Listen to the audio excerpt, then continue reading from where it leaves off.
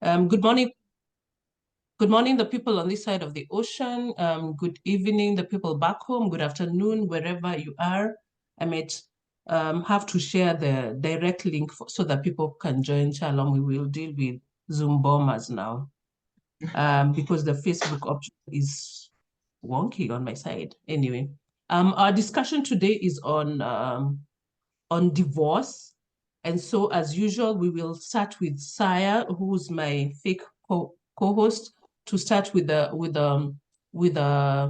opening, and then we will continue from there. Meanwhile, I'll share the direct link. You guys can share it, and just we pray and hope no one will Zoom bomb us, because that has been a problem. The Facebook option has completely refused. Okay, Saya, you're up. Okay. Facebook has divorced us on this day. So welcome. One of the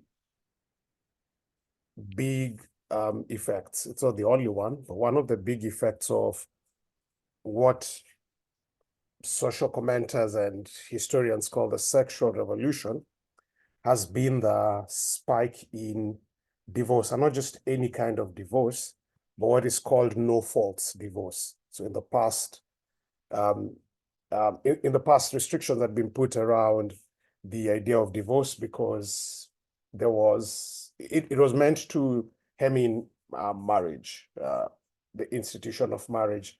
But one of the big pushes during the sexual revolution was the idea love is love, monogamy or sex restriction needs to be done away with, and one of the direct results was divorce. But divorce is not a new thing. The falling apart of marriages is not a new thing, but has reached epidemic proportions in our times. Of course, we've seen those shocking statistics from time to time. In the Northern Hemisphere, in the past it used to even be 50, but now I've seen the percentages have climbed up to 54%. At this particular point in history, we have in the United States, there are more adult unmarried people than adult married people for the first time in history. So there are more people right now who are not married than those who are married. There is more people now, of course, are married than unmarried. I mean, unmarried than married, and the number of people who are reporting their second, their third marriages is way high. It has been normalized. Now, divorce is one very tricky topic to discuss. Reason being this way: as Africans, historically, marriage was not just to an individual. You technically married into a community, owing to our collectivist nature.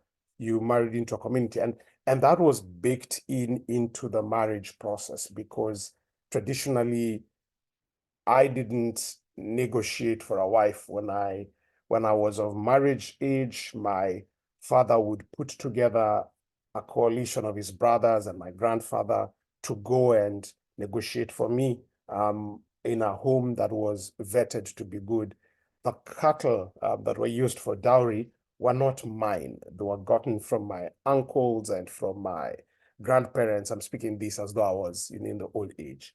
And therefore it meant I couldn't nilly-willy chase my wife because she was, don't skin me for the next word I'm about to use, she was community property. She was, the stakeholders in the marriage were just not the two of us. It was an entire community. Now, for a person growing in an individualistic culture like North America, that seems very appalling and disturbing. And granted, that sort of structure had its flaws and its mistakes, okay? A lot of individuality was messed and trampled upon.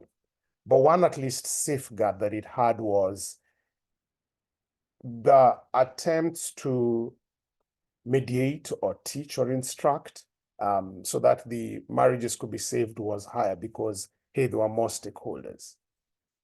But one of the problems is in that state is when the couple fell out or love grew cold, they would therefore, because of the social taboo around it, they would not walk away physically from their marital homes, but they would stay in the same, under the same roof. They would be married but not mated. They would, and in the fallouts would manifest in older age, where you'd now find cases where married couples are together, but they're cooking differently, or the husband would have to become, say, polygamous to get just more insurance that, hey, I will be able to have a spouse. Most no African society I know was polyandrist. So the ladies would later on try to get companionship through their children. So in Africa, we didn't, the things that warranted separation were gross things like, say, murder or witchcraft. That's where, the final straw would break. But there was technical divorce, where people were roommates and unfulfilled and living through. When we've now come to the more, what we call Western society, the dynamics have changed.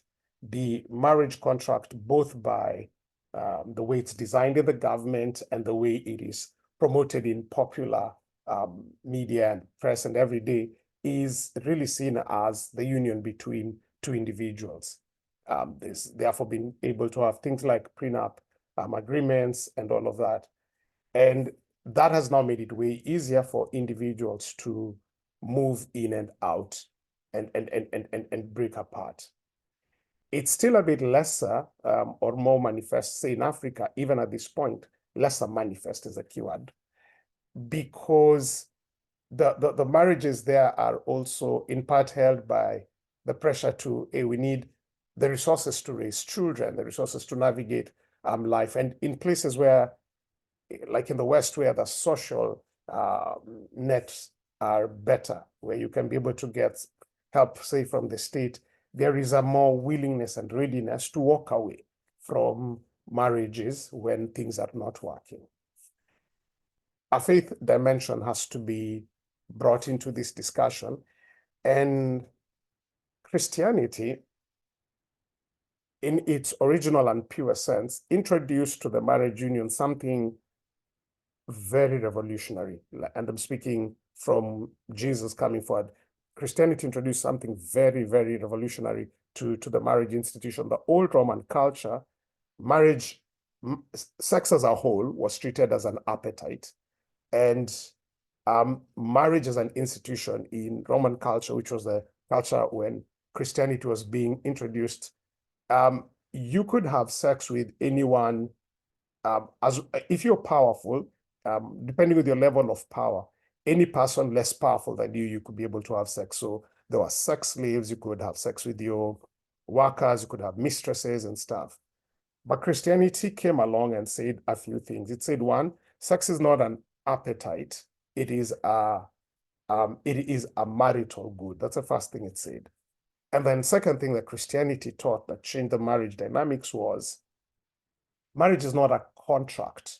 Marriage is a covenant. And those are both illegal and very old and unused terms, but they have a very distinct difference. In the covenant understanding of marriage by Christianity, it was the relationship is important. My wife is called Karen. So my relationship with Karen is important and I adjust to accommodate her. That's a covenant understanding. And within that context, we get completely naked, financially naked, physically naked, emotionally naked, spiritually naked. We become vulnerable within each other because we are doing with our lives, body and otherwise, that which we have committed to with our whole being. That was a Christian and still is the true Christian understanding of marriage. The opposite view was the consumer good option, where sex was seen as an appetite and it's something, consumed. And it therefore meant you walk into a union depending with how and where your needs are met, whether it's sexual needs, whether it's financial needs, or the rest. And therefore, If I'm in a marriage and I can get money or sex or attention better elsewhere, I'm able to bounce. I can go to where I'll get that fulfilled. And those two views have been in tension for a while, especially with the surge in either awareness or the increase in incidences like abuse and neglect and abandonment. There's been pressure along. Verses like God hates divorce have been reinterpreted or cast in a very unfavorable light, when in real sense, the whole idea of God hates divorce stems from what God thinks about marriage and as a covenant and not as a consumption thing. But there, what is it called? There's a brokenness of human beings which then permeates every bit of society. And there have been cases where men have been abused, women have been abused, where trusts have been betrayed, and things have come down to a halt. Besides discussing the technicality and the historicity of divorce, there is we often do it and forget, there's the human cost of divorce. First, of course, is the two people involved, the husband and the wife who are divorcing. As I've always said, if you are breaking with somebody and your heart is not hurting, you need to question what organ you had invested in that particular relationship. So there is the real cost. There's a human heart that is happening. And then secondly, very many times the divorces are acrimonious and include physical abuse, mental abuse, emotional abuse. And there's need to, or those are in fact the precipitating factors that bring people to the point of considering and at times following through with divorce. And we need to walk a fine balance between how do we preserve the gains of marriage and not permit just people nilly-willy at every annoyance to walk away. Okay, the word not permit, but promote or encourage people to nilly-willy walk away at every simple annoyance, versus keeping people in a place that is not designed for human thriving when there is risk for life, limb, or liberty in concern. And then secondly is the other stakeholders, and in most cases it will be children involved. The data shows very clearly that couples that stay together have, on average, statistically better financial, health, economic, academic. They perform better, on the statistics. Secondly, their children also perform way better on those particular statistics. We do know people of color, like in the United States, are disproportionately affected by divorce. The divorce rates are higher, the abortion rates are higher, and concomitantly, it begins affecting by affecting that unit called the family. Education completion rates, teenage or youth delinquency, all those rates end up being impacted, and down the road there's going to be economic effect. So when we're discussing divorce, it becomes it's a very fragile, very sensitive topic, because when a marriage is well done, it definitely has benefits, proven benefits over time, both for the individuals there and for the society. But again, as people who you truly love are the people who truly can hurt you. When marriages go bad, they have the ability of decapitating quite a lot. And therefore, we need to think about three main buckets for me. One is, how do we make sure people get into marriage set up for success so that we prevent divorce at the point of getting into marriage? B, how do we go through marriage in a way that we're able to discern irreconcilable differences from what is reconcilable, so that not every difference becomes ground for divorce?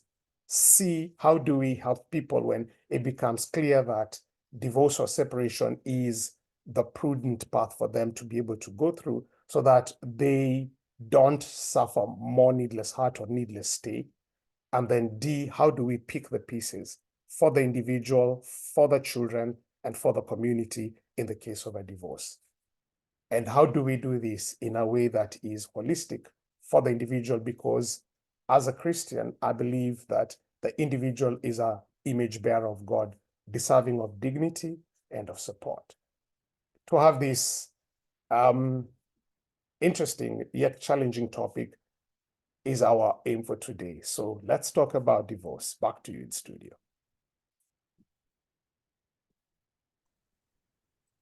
Thank you, Saya. So let's start with Leah. I just want us to know the definition of divorce because we are Kenyans and Kenya is our business. What exactly does the law state what divorce is? So divorce is when you come to the court and ask the court to dissolve your marriage. So you have to come to court. There has to be a marriage, and we'll talk about that later because we are having a lot of instances where courts are saying that what you have is not a marriage, and people need to know about that. And therefore, you come to the court asking for divorce, and then the court tells you you're not married in the first place. But what divorce is that there is a marriage, and one of the parties or both parties approach the court and ask the court to dissolve the marriage, to break that union. That's what a divorce is. And what kind of unions are these? Because this is Kenya, there are different permutations and combinations. What kind of unions? Yeah, so we have 5 types of marriages, okay? So there are 5. You can count them on the one hand. We have Christian marriages, and then we have customary marriages. We have Islamic marriages, Hindu marriages, and civil marriages. So in Kenya, we have 5 types of marriages. So when you're in any one of those types of marriages, then you have performed the rites and the customs around those marriages, then you come and you want to dissolve that, you come to court and ask the court to dissolve that marriage. And a marriage is considered to be a union between a man and a woman for life. Before 2014, the definition of a marriage was a union between a man and a woman to the exclusion of all others. But that was changed because obviously it did not accommodate the Islamic and the customary marriages. So what we as Kenyans need to know is that customary marriages all marriages need to be registered. And that's the problem we are having right now with people coming forward and they had not registered their customary marriages and they want to dissolve their customary marriages so that they no longer have responsibilities towards each other. And then the court says there was no marriage. So we have those 5 types of marriages, and all types of marriages are now registrable in Kenya. So even customary marriages are registrable. Once you have your customary ceremony, and you decide what you want is a customary marriage, you're not going to do a Christian marriage, or you're not going to do a Hindu marriage, or you're not going to do a civil marriage after that, you go to Sharia house or to the nearest marriage registry, the marriage registry nearest to you, and ask them to register that customary marriages. So what's going to happen, how it's going to end up is that, yes, a man can have several certificates out there with his name on them because he's married customarily to Jane, and then he's also married customarily to Achieng, and he's also married customarily to Amboi. But now customary marriages must be registered. And that was the rule. This has been the rule under the Marriage Act of 2014, and the rules for registration came out in 2017. So in 2017, the Attorney General then said, these are the rules for registration. So, and then gave, I think, 3 years for all marriages to be registered. So now all marriages should be registered. Everybody should have a document saying that their marriage is registered. So they also go to because everyone goes to the attorney, the attorney general. The registrar of marriages, the registry of marriages, the registrars of marriage fall under the office of the Attorney General. So wherever the Attorney General has your office, an office in your county, in your sub-county, that's where you go and register your marriage. Okay, I didn't know that. Thank you. So we're gonna be on Leah for one more round. So who ends up seeing you, as in before we go to Syria and Shalom? So the causes of divorce in Kenya, like as in the reasons couples tell you they want out? What are the main reasons you're seeing? People come with many reasons, but the reasons have to fall under the law. We can't go to court with reasons that are outside of the law. And so what the law says is the reason for marriage is very interesting because it has evolved. You know, when Saya was talking about no-fault marriages, and you know, when he was talking about no-fault marriage and he was talking about how in our African communities, you didn't just get married to an individual. Anyway, nothing was an individual, was individual business in our African culture. Everything was communal and involved the community. And it still is to some extent, not just marriage, property ownership, decision-making, you know, dispute resolution. It wasn't just you and the person disputing. You needed to find a community of people to help you decide. So we were very communal. We've been very communal in nature. So this is what happened. Before 2014, we had strictly fault-based divorce. You had to come and say there has been cruelty, or there has been adultery, or the person has deserted me for more than 3 years, or the person has incurable insanity, or they have been incarcerated, they have been imprisoned for a long time. Those are the things you had to come and establish fault. You had to establish that there was a matrimonial offense. Then, of course, with modernity, there were discussions about changing that and changing the law. And so in 2014, the law introduced something called irretrievable breakdown of marriage, that you can say the marriage has irretrievably broken down. You can come to court and say the marriage has irretrievably broken down. And in that case, you don't have to establish fault. So you're really talking about the marriage having, you know, being impossible. So we didn't really get irreconcilable differences. We got irretrievable breakdown. But the law did an interesting thing as well. So what it did is that the law said, okay, you know, you can come and tell the court the marriage has irretrievably broken down. But for civil marriages, people who have a civil marriage, we will tell you what irretrievable breakdown means. So for me, this means that the law sort of said, you know, when you do a Christian marriage, you're involving huge groups of people. You're involving an entire faith community. And so if you have a Christian marriage, or you have a Hindu marriage, or you have an Islamic marriage, you can actually come and tell the court the marriage has irretrievably broken down. And you can give the particulars of why you feel the marriage has irretrievably broken down. And the court will believe you if you are in a Christian marriage or a Hindu marriage or an Islamic marriage. Because, or a customary marriage. I think, and I say the last stages of the discussion of the Marriage Act 2014, I was very pregnant. So I missed out on those discussions. So I only just imagine, I was nesting, trying to have my last baby, my last born. So I wasn't involved in those discussions, but I always imagined that the discussions they were saying, if you're in a Christian marriage, you're involving so many people. If you're in a customary marriage, there's so many people involved. If you're in a Hindu or Islamic marriage, there's so many people involved. So if you come and tell us your marriage has irretrievably broken down, we believe you. We sort of imagine that you have involved all these other people who are involved at your marriage, and you really have, your marriage has irretrievably broken down. But for you civil marriage people who just walked to the Attorney General's office, because that's what you imagine, that a civil marriage, which is not what happens on the ground, but the imagination is that you were, and because it's possible, the two of you walked with your witness to the registrar's office and registered your marriage. So for you civil marriage people, will tell you what a irretrievable breakdown of the marriage means. So for civil marriages, the act does go back and tell you what irretrievable breakdown of the marriage is. And then what does it do? It returns the fault that was in the old law. So it still returns. Irretrievable breakdown of the marriage means there is cruelty, there is adultery, there is,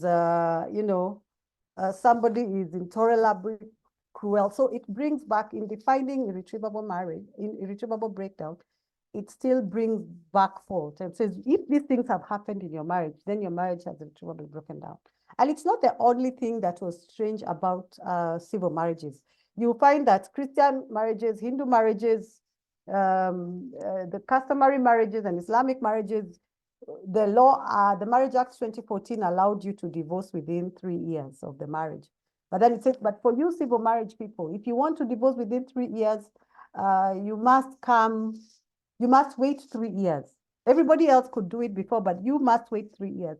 And I think, again, the assumption was that, as I said, I wasn't involved in the debate, but the assumption in my theory is that the assumption is that if you are in a Christian, customary, or Islamic or Hindu, if you're in a customary or religious marriage, you're involving many people, and it really must be dissolved within 3 years, then you can dissolve it. But if you're in a civil marriage, the assumption is you went the Western way, because civil marriages were mainly just government, not involving many people. So the assumption is that it was just the two of you. You went before a government officer with your 2 witnesses, you got it done, and now you want out. And if you want out before 3 years, you must seek leave from the court to, to come and say why the court should allow you to even petition for divorce before 3 years. Now, the High Court has said that that discrimination against civil marriages on the 3 year is unconstitutional. The Court of Appeal agreed with the High Court, but said, oh, give Parliament 3 years to change the law. So right now we're in a bit of a limbo. But I think the point I was making that I was trying to make in many words is that we have irretrievable breakdown of the marriage as a reason for divorce in our laws, but what the law did is give with one hand by allowing irretrievable breakdown of the marriage as a reason for divorcing, as a ground for divorce, but on the other hand goes on to define what irretrievable breakdown of the marriage is, and in doing so, it returns fault, okay, especially for civil marriages. So we are in that space in between, in that we haven't quite got to no fault, but we are not where we were before, where you have to absolutely prove that a matrimonial offense has occurred, or that you have to prove fault on the part of your partner. But your question is, who comes? Was that your question? Did I answer the right question? Who ends up? Did I set my own question? Yeah, no, it's okay. It's you've explained it very well. Okay, so leaving Leah and her jargon behind, irretrievable matrimonial. I really tried not to do jargon. I know you tried. Let's go to Shalom and Syria. And I'm sorry we didn't have a male panelist. Who comes to you guys, as in what's happening, or qua ground mambo VP, what's happening? Why are people breaking up? And as usual, nyara nyara, whoever wants to start. Hello is waiting for me to unmute. Oh dear. What can I say? I think the numbers that Saya gave are not just in the West, because things are thick. There's a lot of divorce going on. There's lots of people you meet who are, hey, I'm happily divorced. And you're like, oh, okay. So the numbers, as far as, would I say my reach? I don't have a reach, but in terms of who I meet, who we get to engage with about this topic, and the forums that you get to be in because you just happen to be divorced, the numbers are huge. The reasons are many. But one thing that has stood out for me over time is people get married for the wrong reasons. So we tend to think it's all nice and dandy and rosy and pink, and you don't really sit to think, what am I doing before I get into this marriage? And so you jump in and find it's not what you expected, or the fights come, or all sorts of drama comes, because everybody's case is different. And you find yourself saying, adios, this is it, I have had enough. Or unfortunately, battery and abuse comes in, and you just decide to be strong and leave. Now, besides the fact that there are those, and someone told me, you were brave in my day to have made that decision and made it so fast. The other thing that I see, especially women going through, is that, you know, customarily when you're married, you're given away. So your family gives you away to your husband's family. And so the thought of leaving and not being welcomed back into your family is a big factor where women who are really suffering in their marriages are not able to leave because they don't know where they will go or how they will begin.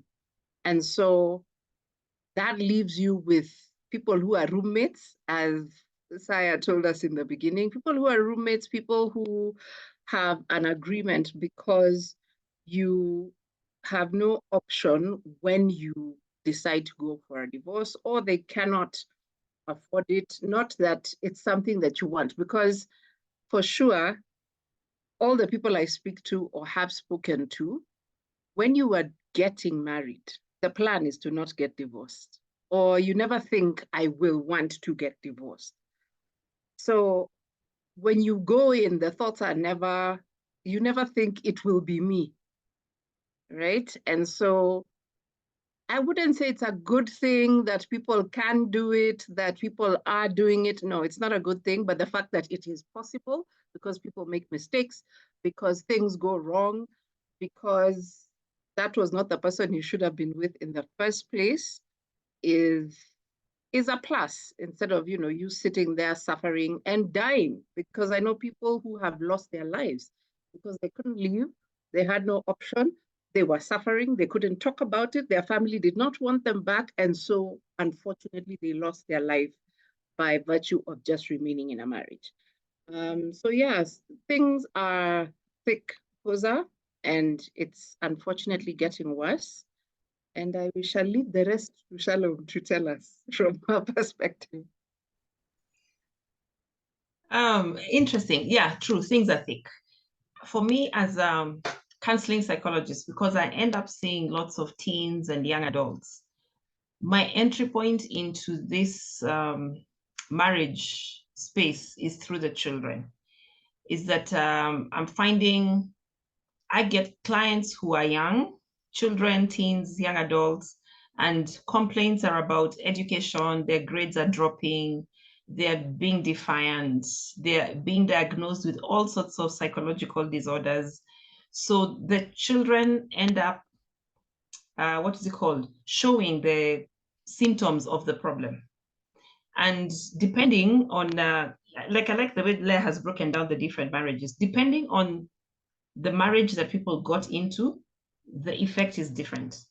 So these crossroads that we are talking about, Christians, and Syria has just mentioned it nicely, there's Christians who don't believe in divorce. And so they are staying in horrible marriages, messing up the children, but praying every Sunday. And so what happens is, because the thing is hidden, the thing is, this strife, this drama is being hidden under the rug to everybody out there. The children are bearing such a huge burden and brunt of this all. So for me, the majority of what I'm seeing in terms of marriage breakdown is through the children. Now, the ones who are slightly older, the older teens around 16 to, let's say, 18, 19, somewhere thereabouts, there are many of them who are holding their parents' marriages together. So they are carrying the burden of making sure that their parents stay together. Now, how are they doing this? They are managing relationships. So you find they're doing everything they can to keep mom happy. They're doing everything they can to keep dad happy. Therefore, so to reduce the fight that they feel is happening between their parents, right? There are many children, of course, this whole social media thing and phones and access to gadgets. There's children who are discovering that their parents are cheating on each other. Now we have parents who know that they're cheating on each other, and then they have come, when they came to that crossroads, they decided, it's okay, let's be alone together. And so they don't have a marriage. They have a sham of a marriage for the sake of the children. Then the older children, or children, I think the youngest I know who discovered that was 12 years old, saw a message on the phone and knows, dad is cheating or mom is cheating. And they keep that to themselves to try and keep the marriage together because they feel if we say, then they're going to divorce. So the thing I'm facing first and foremost is struggles in the child space. And yes, things are thick. There's one kid I remember I saw who had carried this anxiety for 3 years, parents separated. So she had carried this burden for 3 years. And now it started showing up as she was older. I think the younger they are, the evidence is not as bad as when they grow a little older. And so when it started showing up, when I looked for support, in her class, there were about 36 students and only 2 were from stable homes. So even the ratios in school have changed.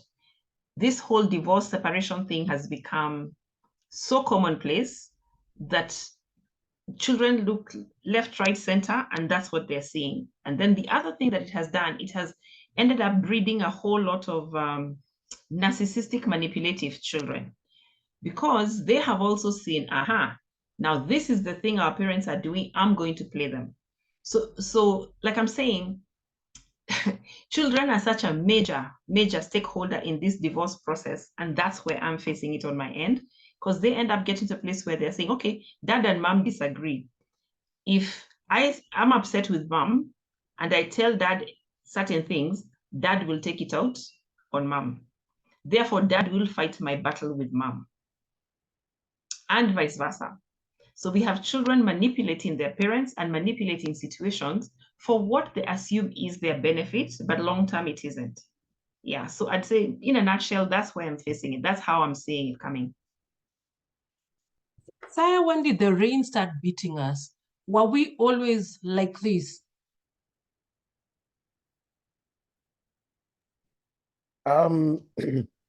Depends with where you're trying to look at it from.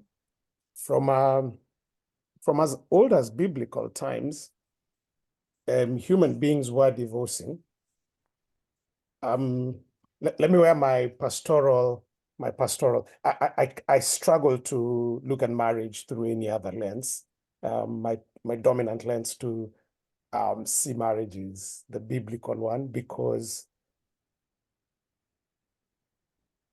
it gives for me the best tool. So anyway, the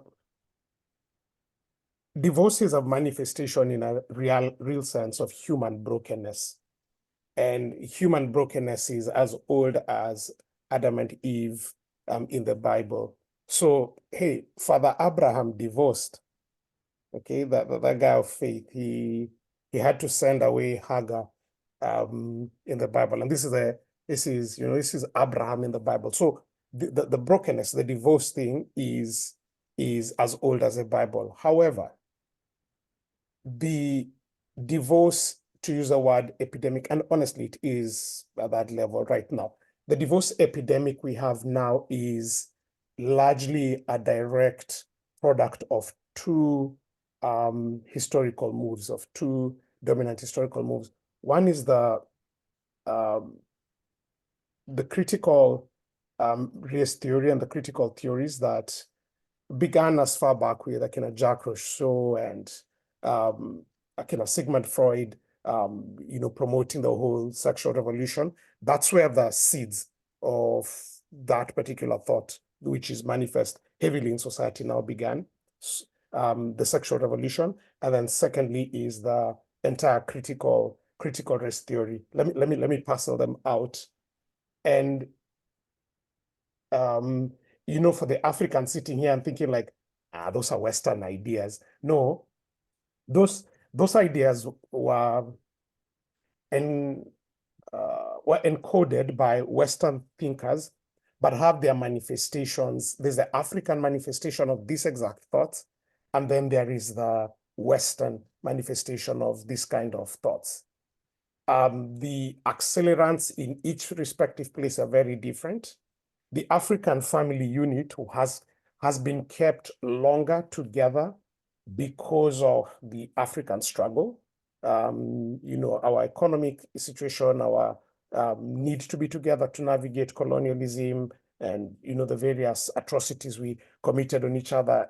Those ones ensured the African family unit kept together longer. But let me unpack these two ideas. So one is the sexual revolution theory, what it did manifestly and that promoted divorce is its ability to detach sexual fulfillment or sexual need from commitment to marriage.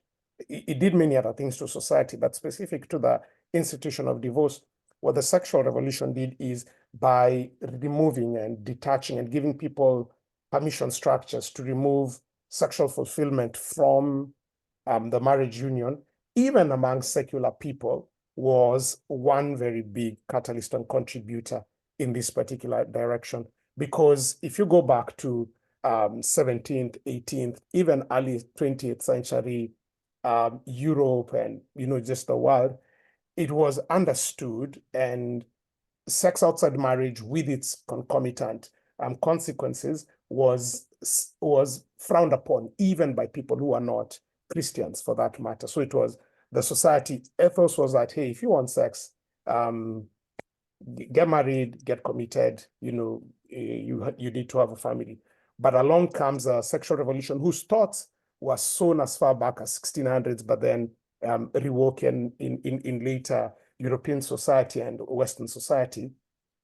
And by divorcing sex from marriage, it opened this can of worms, a Pandora box that spiraled. And then the second thing that helped catalyze that was technology, and specifically the pill. Initially, sex outside marriage was a very risky thing, and it would lead to pregnancy and stuff. But when along came the technology that could allow people to, along came the philosophy that allowed people to think about sex outside of marriage, give them the permission structure. Then came the technology, the pill and stuff that allowed for people to then indulge with this and mitigate against one of the dominant risks involved with it, which in this case was pregnancy. Then now it snowballed from there. So the major thing that had kept marriages together, or the major thing that had made people get into marriage, was I need to have sex. I need to have it in a place that is safe. If there's pregnancy, there'll be no frowning upon. When those two things were removed by the sexual revolution and bolstered up by technology, specifically the pill, then people could, if I didn't feel sexually fulfilled and the bonds in marriage were not as tight as they were previously, I could bolt out. Then the second thing that I've pointed out is the critical race theory mood. What critical race theory critical theories basically do is they parcel out society according to power structure and power dynamics. And people are grouped not because of who they are. You don't look at Posa as Posa, but you see Posa as a Black woman. And because of that, she is already pre-assigned into either an oppressor group or into a oppressed group. So she's either seen as an oppressor or as an oppressed. And what critical theories did is, and I do know, especially when you read the writings of Freud and the writings of Rousseau, and Oscar Wilde, when you read the writings of Oscar Wilde, who lived out this idea, they were vehemently opposed at the institution of family and marriage per se, because they saw it as an oppressive structure. They thought people were born sexually free, sexually expressive, and that family was designed to repress that sort of freedom. And by people, the society, slowly but surely imbibing that critical theory mood, they began seeing, first of all, the male, whether Black or white or whichever color, was normally seen as being more powerful and therefore seen by default, clustered through critical theory as an oppressor. And women were generally seen as oppressed. And when you lay in other things like race and nationality and stuff, the critical theory becomes very convoluted. But when applied specifically to the institution of marriage, it was very instrumental in breeding the toxic feminine culture, that women began being shown or impressed that, hey, marriage as an institution is an oppressive structure because it takes away your power as a woman. You need to be pregnant for someone else, and children are holding you back from ascending the ladder and stuff. And so one of the critical effects of the critical theory, therefore, was that, hey, marriage is oppressive, sexual restrictions are arbitrary, family is an option. And therefore, the hold that when Christianity had been the dominant theory in Western society, and because colonialism had also brought for us Christianity and it had taken root, when Christianity had been the dominant theory, the way we had viewed and engaged with marriage as a society then began changing when these particular two moods began grappling society. Now, the arguments were not done as philosophical as I'm putting it out here. No, the theories were put out to us through movies, they were put to us through sitcoms, they were put to us through film, and slowly we began chipping away. And if you begin just looking, if you go back and begin looking at movies from the 70s all the way to now 2024, you begin seeing that particular mood change. The scenes become more sexual. What soap operas were really at the core of what a soap opera is, it normalized these two things I'm saying. Like soap operas have some scandals that are mind twisting, where sex is exchanged, marriages are broken, there's no fidelity. And when we normalized that, at least in Kenya and in the world, is the hold that marriage had upon us became less and less. Now then came in the other exacerbants of industrialization and families living apart because, hey, the father has to go to Nairobi to get a job and the wife is left up country, and people are stooped within this particular mood and they're consuming it through their media and stuff. The bonds that marriage had became weaker and weaker at the end of the day. And then when the pendulum swung, at least in the African setting, is when we began embracing empowerment moves. Initially it was the women empowerment. Now we're actually going back to re-empower the boys. One of the pictures that was shown was something that needed to be inverted, was the traditional structure of marriage where there were different responsibilities and stuff. And so marriage itself had to be re-architected.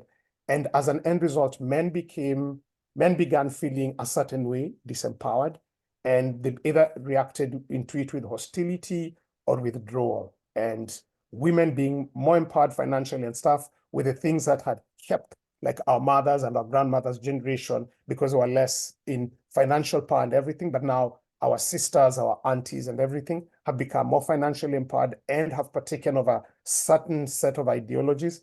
The willingness so they had now the permission structure, they had the money structures, and we had the more society acceptance because we'd been pummeled by a barrage of media saying like, hey, this thing is normal. When all these things converge together, what we originally had as low divorce rates across the world end up, skyrocketing at the end of the day. That's a history of both hemispheres of the issue. Okay. Shalom had mentioned the effects, as in at least had touched on the effects she's seeing on the teenagers. What are the effects we are seeing on broken marriages, whether divorced or alone together? We are seeing on the women. Leah, we can start with you. What are you seeing? What are the effects you're seeing on the women from your end? You can bring your lawyer hat with the jargon on. Oh, I'll try and not do the jargon. But I think for me, the most, the thing I see the most is that for women especially, is there is a shift in terms of economic power. Because, because even our laws are made on theories that inform the law. So like when Saya talks about critical theory, so for example, what our law has done currently is that our law on equality is based on a liberal feminist theory, which is very American, because American feminism says that let's not look at somebody as a mother or a father, and let's look at both of them as parents. Let's not look at somebody as a husband or a wife. Let's look at both of them as spouses. So that those theories of equality, I am afraid have not worked out the way we had hoped they would work out for Africa. And I am starting to think, although I ascribe to liberal feminism myself, that maybe we need to rethink it for the African setting. So what I've seen happen is that, for example, as a woman, you were living with, your marriage has broken down and you have decided to leave, okay? You were living with somebody, you were living in, for example, you built a house. You helped because you are a working woman, for example, you helped your spouse build a house, you helped on his father's land or on his land that was in his name, or you helped purchase a house, a mortgage, or he was paying through a mortgage, or you paid cash for the house, or you are paying for other bills, allowing your spouse to have the freedom, financial freedom to buy a house. Whether it's in your name or your joint names, whatever happens is when you decide you've had enough and you're leaving. And the reason you're leaving is because in our culture, it is you who left. It is the wife who left. We see in movies and in the Western culture, husbands being thrown out, husbands being asked to move out, husbands things, I'm thinking about waiting to exhale, which tells you how old I am, where the husbands things are thrown out. That's not the case in our culture. It is mostly the wife who needs to leave, because in fact, in the traditional setup, his mother can come and tell you to leave, or your house is built on the father's land, or you built a house on the land that, whatever, even when it is your house, women have tried to go and report to the police, there is violence, I want my husband to leave, and they are told, oh, when you have money, you want the husband to leave, because, it was the wife who left and went back to her mother in our culture. So there is that. But then if you try to go for maintenance in the children's court, one thing it's very unlikely that a court will tell a man, the father of the children, to pay rent for the children, because we have accepted a liberal feminist lens. We have adopted a liberal feminist liberal feminist theory to equality. So we are saying you're both parents, you need to share these responsibilities. So mom, you take care of house, shelter, and food. What does that mean? Whoever, he was probably paying the rent in the other house, or he was paying the mortgage. Now you have moved out because you needed to move out. Maybe there is even violence, but you have to pay the rent now. You take on the rent, and then you take on the food, and he's asked to pay school fees and to pay for medical cover for the children.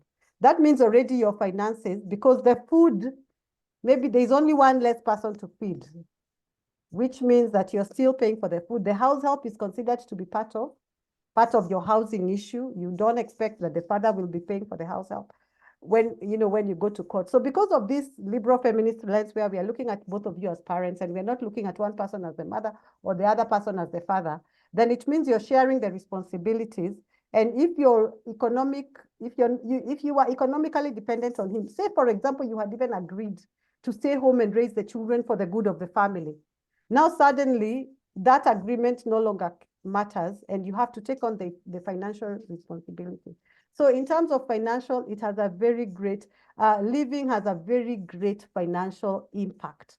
And women have to really, really make hard decisions about whether to stay and secure the financials of the financial future of their children, or be able to provide for their children a lifestyle, despite there being violence or it being toxic, or to go out and have a seriously hard time providing for your children, because for sure it is unlikely that you will get the child support that you are hoping you could get. The days when you would stay with the children and he pays for everything are long gone, because now we have equal parental responsibility. It says so in the Constitution, and the courts are going to try as much as possible to keep it equal in terms of parental responsibility.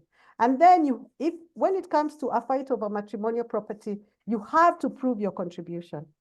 And you are doing things that you are unable to, women don't keep receipts because you're doing things, you're shopping, even when you are contributing financially, you're doing things that are, you're using your finances on consumables, freeing up his income to do the capital assets. Your name might not end up on that title because, he was taking the mortgage through his employer, but you freed up his income. He's not having to buy food and other things, and you freed up his income to do that. But then you have to prove that you contributed and what your contribution means. So then in terms of the financial, I feel that the biggest concern is usually the financial concern. Of course, Syria and Shalom can comment on the other, the other psychological issues, and of course the support and the stigma.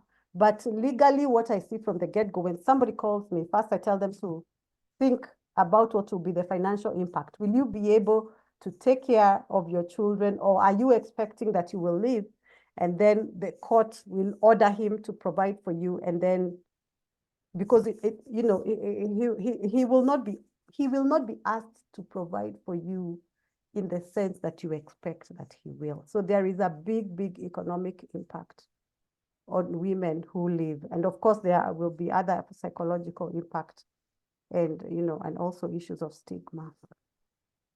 Okay, and as Leah has correctly said, there are other impacts on the women. So Shalom and Syria, and we can see from the participants. I know today we're not able, there's something wonky with Facebook Live, so we're not able to go there, and we can't know if there are other the male participants would have joined in, but there are two men, unless I'm reading these names badly.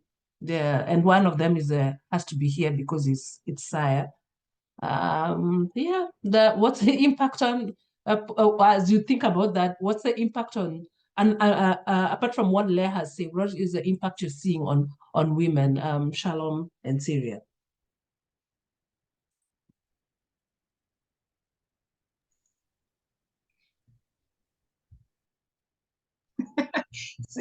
Syria and I are going to play this tag team game. Wow. For me,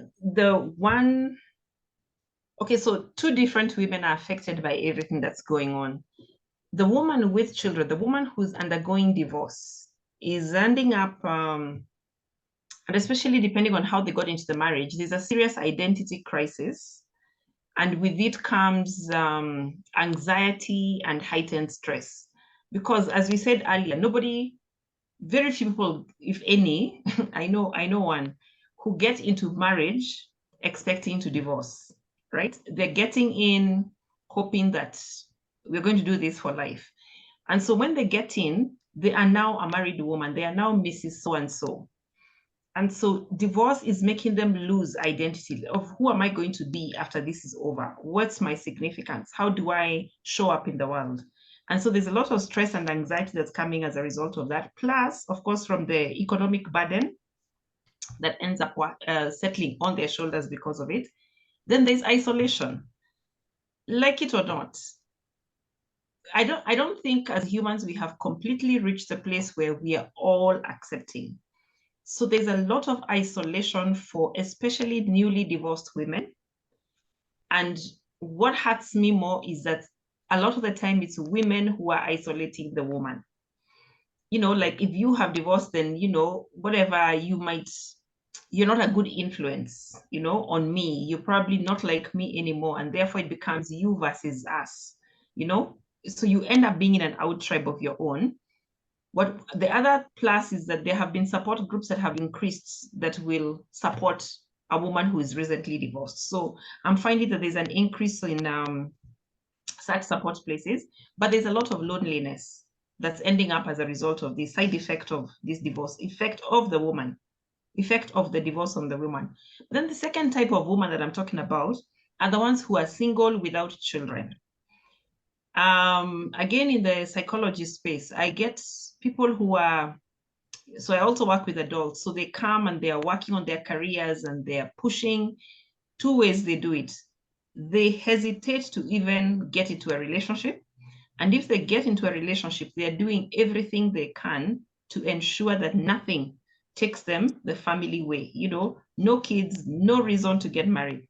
And as Saya was mentioning, the technology that came in of the pill and other forms of contraception mean that a woman is now free to have sex and not worry about having to be tied to this man.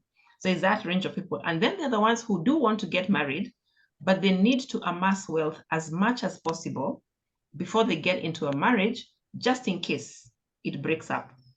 So I'm finding it taking longer. Women are pushing for success and wealth that is especially economic, because when you look out there and you see another woman suffering after divorce, you want to protect yourself from that. And so 25-year-olds are leaving campus and saying, I need to make my money and get my whole nest egg ready before I get to be hooked up with a man, because we never know what's going to happen. So this whole, and I think for all of them, for both types of women, there's such uncertainty about the future. There's such uncertainty about the things that may happen, that they're generally high strung. There's a lot of anxiety around relationships, whether you're in one that seems stable, there's women who are waiting for the other shoe to drop. Those that are unstable, identity crisis, stress and everything happening. Those who are not in it, stressed about what will happen if I get into it. So generally there's heightened anxiety on women as far as the divorce story is concerned. We're getting affected by our own relationships breaking down, plus other people's relationships breaking down. Yeah, over to you, Syria. Oh my, yeah, that identity crisis is real. Once women get married, they become I'm so and so's wife. It's a sense of pride, you know. I did it. My family is not looking down at me because I'm single and I'm 30. How many? Or I'm moving up in my career, or that it's a choice. I don't want to be married, or I don't want to have kids. So there's a lot of crisis for those who jump in and then are left hanging without that Mrs. label, because it was something to be proud of. So on that line, there's a sense of I'm a failure. I expected that I would be married for this and this long. I expected that I would succeed. I think I'm a nice person, and then all of a sudden I feel like a failure. So lots of women who come out of marriages feel like they have failed.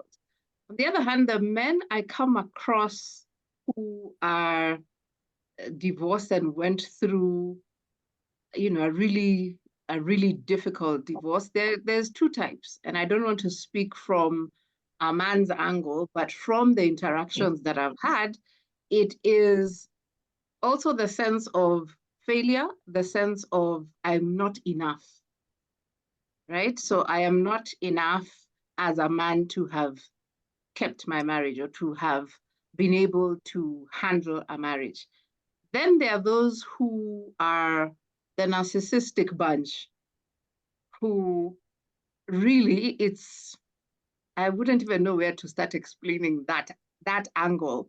But the conversations I have and I'm able to identify here there was a lot of drama. So I think a lot of mental health issues come from that, because when now I feel like a failure, then it is possible, depending on who I am, for me to dive into depression.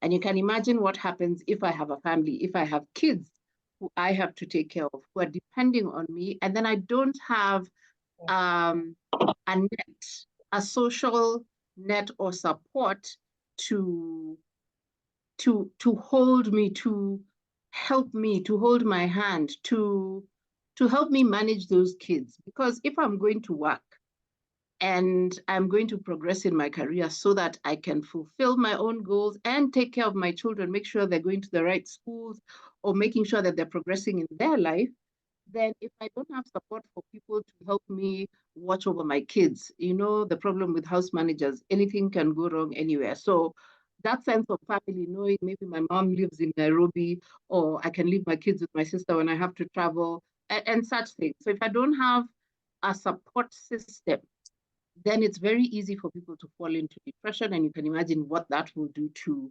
the kids. And then the other thing that I have noticed is bitterness. Oh my goodness, this one is so huge, at least in my interactions, because when we become divorced, something has broken down, something has gone wrong. And so either they have done something to me, or we have done things to each other. And so you become really bitter. And case in point, you start dating when you're 20, 21, and you date this person for 7 years before they decide they're going to marry you. And you've stood by that man when he had no coin. And then he starts to thrive and to grow in his career because you are there to support. When I looked at demographics a couple of years ago in the employment sector, what happens is two people will finish university, they'll get into the workspace, and then they'll get into relationships. And then there's a shift. You find that when the men get married, they begin to thrive because they are now being taken care of. They've become firstborns. They're being taken care of by their wives. And so their clothes are done, their food is ready, the shopping is done, the house is taken care of. They don't have to think about that, so they can focus on their careers. So there's a progression in the young men's careers, whereas for the ladies, there's a stagnation. And so you find I now have more responsibilities. I have a home to take care of. I have a pregnancy or pregnancies to carry. I have still to go to work. And so the burden becomes heavier on the ladies, who then decide, I'm better off sticking in this role that I know how to handle without any stress, without any competition, looking to grow in my career while I take care of my children, right? The job is 9 to 5 and I have time, or it's flexible and I have time to take care of my children.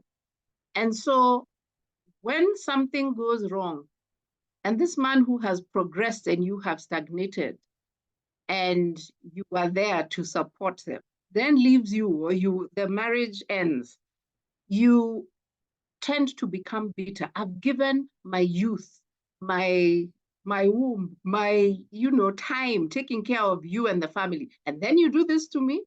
So a lot of bitterness comes through with women, and a number of things can happen. Number one is, if my kids are old enough that they can either go to boarding school or I can have a house manager to take care of them, then I will do everything in my power to progress in my career. And I will not be a good person to interact with, because it's war, it's vengeance. I'm here to prove that I can do this, that I can grow in my career, that I don't need you. And so you find, even as managers or people leaders, they're not the nicest people because they carry bitterness around. And then there are those who then stagnate now that they have the burden, that economic burden of paying rent, of taking care of kids. Some even pay all their school fees because the man is nowhere to be seen. And they don't want to go to court because, number one, it may be expensive. Number two, then they will not get the child support that they are looking to get. And so they are carrying the load by themselves. A child, 2 children, 3 children, you are now having to give time to your kids and take care of them, while also making sure that you have stability in terms of, I cannot afford to lose this job. So that imposter syndrome of, if I get a bigger job, I might fail at it. Let me stick to what I know. Then you find the careers have stagnated. You remain in the same job forever, or you're not moving much because of the risk involved. So it's either stagnation or progression. And then, of course, the other impact is judgment. And in my time, or in my generation, when you got divorced, the older women would, or even say that you're planning to get divorced, the older women would tell you, Vumilia. Ladies, I don't know if you know that, if you've experienced it, yeah? So no, you have to Vumilia, and you have to this, and you have to the other. Such is life, this is men. And you have all sorts of information and advice coming through from people who are not involved in your marriage. They don't know what you go through, whether it's psychological or physical abuse, whether it's narcissistic behavior. It could be all sorts of things, but they are not involved. They are just telling you, Vumilia, because in that time, in their time, that is what they did. And so you find, like the other day, I was being told a story of people who are getting divorced in their 70s. And I'm like, what were they doing all that time? You know, it's been so bad. You've lived your entire life with this person. And now you feel like, okay, I think I need my freedom. At that age, where companionship is what is required, there must be a whole story behind how you got to remaining in that marriage until you got to your 70s. And then the other thing is judgment. So Shalom mentioned isolation. There's a lot of judgment that still goes on, much as divorce is now commonplace and we talk about it and what have you, because you are expected to succeed at this thing. So when you get divorced, people judge you because they assume something is wrong with you. Why did you fail at your marriage? What could have gone wrong? And so that isolation not only happens in terms of I'm just getting divorced or I'm going through the process of being divorced, that people will judge you. You'll see people beginning to behave differently towards you. If you used to meet as couples, then some of those couples will not want to engage with you because now you might influence my wife. And so they tell their wife, no, I don't want you hanging around with that person. Yet you could be wanting to support your friend, right? But they feel that you will be influenced by other women. And so you find yourself alone. You find yourself just having to focus on, if you have children, taking care of your children. There's no time for socialization. And so chances of even meeting that person who could have been the right person are very limited, because then you carry it in your head that people will judge you when you say.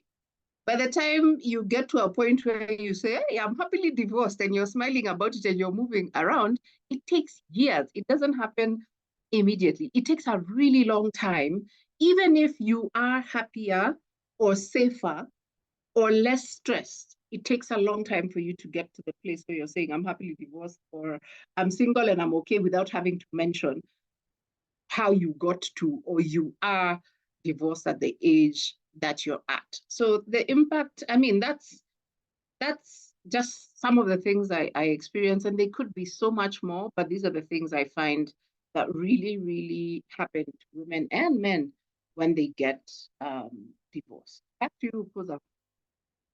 Yeah, Sir, you have to put on your pastor lens, because I'm just thinking of two things: the role of culture and the role of religion on the effects of divorce on women. One, let me go to my village. You know, I always go back to my village. Ebutai, we are in Ebutai village this week. So in Ebutai village, if me, Posa, who's married, if I get divorced and go back to my parents' house and die in that homestead, I will be carried back to my, if I had a bride price paid to for me, I have to be shipped back to the man's house and be buried in their shacks.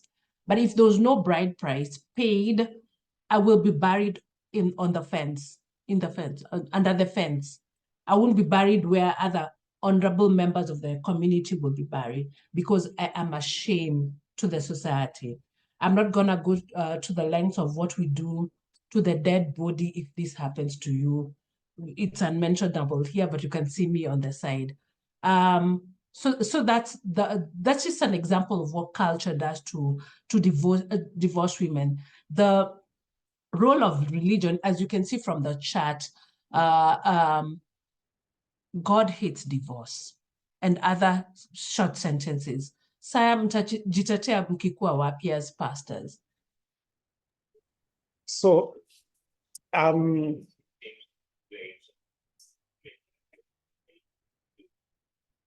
the pose there is to construct a comprehensive answer. So let me begin with, you know how I've been put to answer for culture and for Christianity and izitetezo tembili. Some things my sister makes me do. Anyway, so let me begin with Christianity. Let me actually begin with that statement. God hates divorce. I'd actually be very concerned about a God who doesn't hate divorce. When you hear the consequences that have been described very elaborately and eloquently about divorce, I'd have serious concerns about a God who is unmoved or unconcerned about divorce. Okay, so God's hatred of divorce is stemmed in two things. One is because, again, from the Christian point of view, marriage is not a good thing. Marriage is a God thing. It wasn't a man's idea, it was actually a God idea. And so he has certain ideals that he has set out for marriage. And then secondly, the biblical view sees human beings as image bearers. Like, so I'm an image bearer, we are all image bearers of God. And what divorce does to an image bearer is it wounds an image bearer. That's something that should concern a Christian, that's something that should concern God himself ultimately.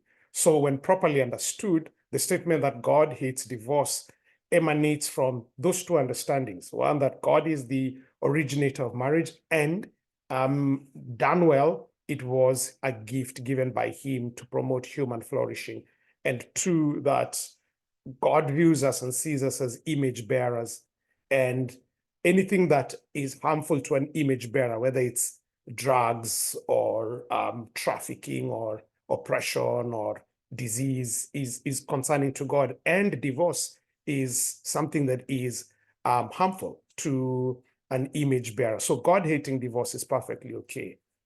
But I get where the problem comes, is where people read the statement to either mean God only hates divorce, and God hates many other things. He hates a lying tongue. He hates feet that move around spreading rumors. He hates hands that shed blood. So when you read God hates divorce, it doesn't end with God hates divorce only.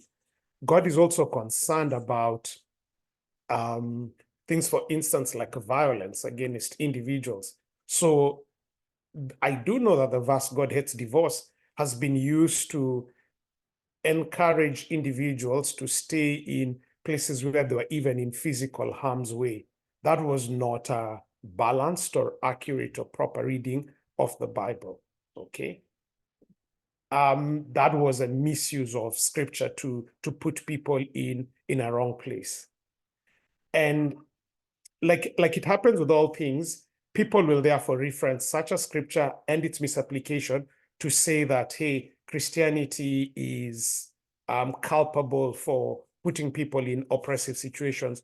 But I think when you walk back to the premise that I began with, is what true Christianity, for instance, is trying to seek is the understanding, and there's one other Bible verse that says, basically, those who are in marriage will experience challenges. It admits that the process of bringing two adults who grew not in each other's home together is going to produce some amount of challenge with it. And Christianity is not for the no-fault divorce, like a divorce people for any reason. That's not how Christianity works. It seeks to reconcile, it seeks to smoothen things, it seeks to make individuals truly aware about who they are, about our fallenness, and how we need to have that mitigated. It seeks to help us anchor our identities on something that is transcendent, that is God, and not even in the marriage itself or the identity we get through marriage. So when properly leveraged, again, normally in these things I say Islam or Buddhism or Hinduism will have to speak for itself. I can only speak from a Christian point of view. But from the Christian point of view, when properly used, Christianity does give very good tools to A, anchor the marriage, and then B, it gives very good tools when people need to walk away or people need to heal from cases of divorce. When properly understood, the gospel, which is good news, provides an adequate toolkit to help people heal. Now, Has Christianity been misused to propagate unhealthy ideas? Yes. Has religion been used as a control tool in the past? Yes.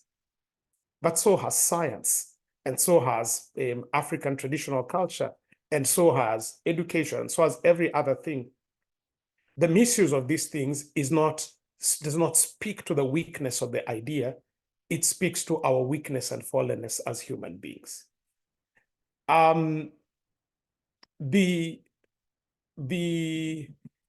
To touch briefly on the African question, Paul, is part of the customs that were built, part of the African customs that were built by Africans, some of them were rich and healthy and helpful. So for instance, the whole thing of pay for dowry, even for the dead, okay, was to, let me take 2 steps back and explain this. In the African setting, the whole original idea of dowry, for instance, was twofold. One, dowry was a tool to build relationships. So in majority cultures, dowry was paid progressively over time so that it builds a relationship. And it showed appreciation for the person receiving, and it allowed that an exchange could happen. And it was one of the tools to strengthen the relationship and to hold accountability. So, as you're going back and forth, giving cows or receiving this and having those ceremonies, you're building and strengthening that relationship. And then the second thing that dowry did was to promote accountability. You were not going to take someone's daughter as though, to put it, in African direct speak, as though she did not have her people. It encouraged accountability. The ability for you to, for instance, raise a certain amount of cattle and bring and give the father or the home where you're going to marry was a way of you demonstrating ability to provide for their child and responsibility. Now that was the ethos, the relationship and the demonstration of responsibility. And the whole idea of carrying that even, for instance, into death was to reinforce to upcoming generations that, hey, this responsibility, we take marriage and the family that comes from it to be so important as a basic unit of our society that we're going to hold each other accountable to it, even to the point of death, okay?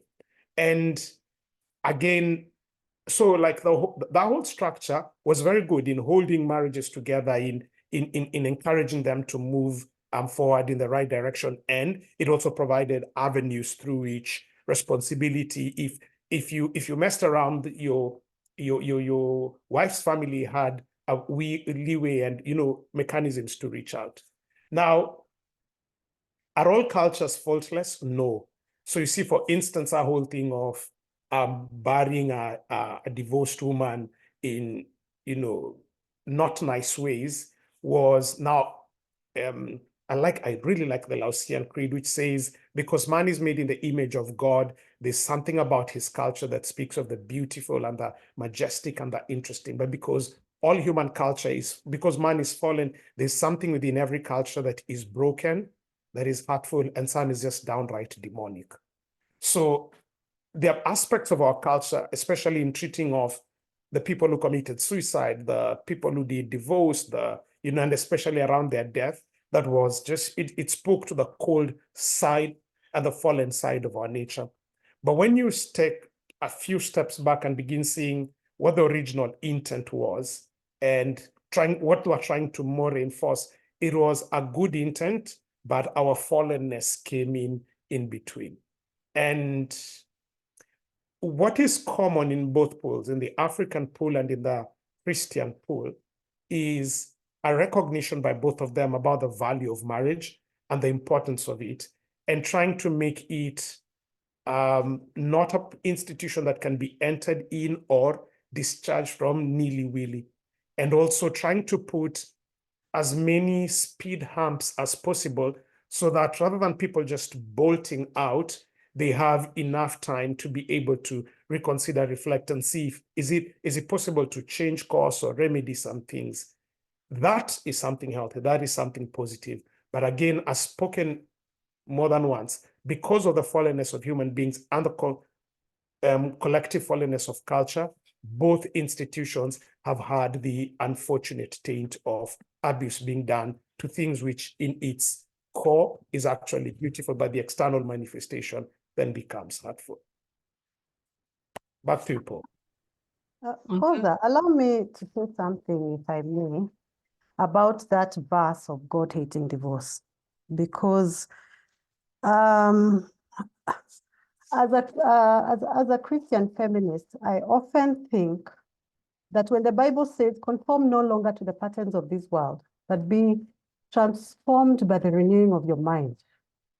One of the patterns of this world that we have really conformed to as Christians is patriarchy, where we interpret scripture on the basis of patriarchy, so that the only part of that verse in the Bible that we quote and quote again and quote to women is that God hates divorce.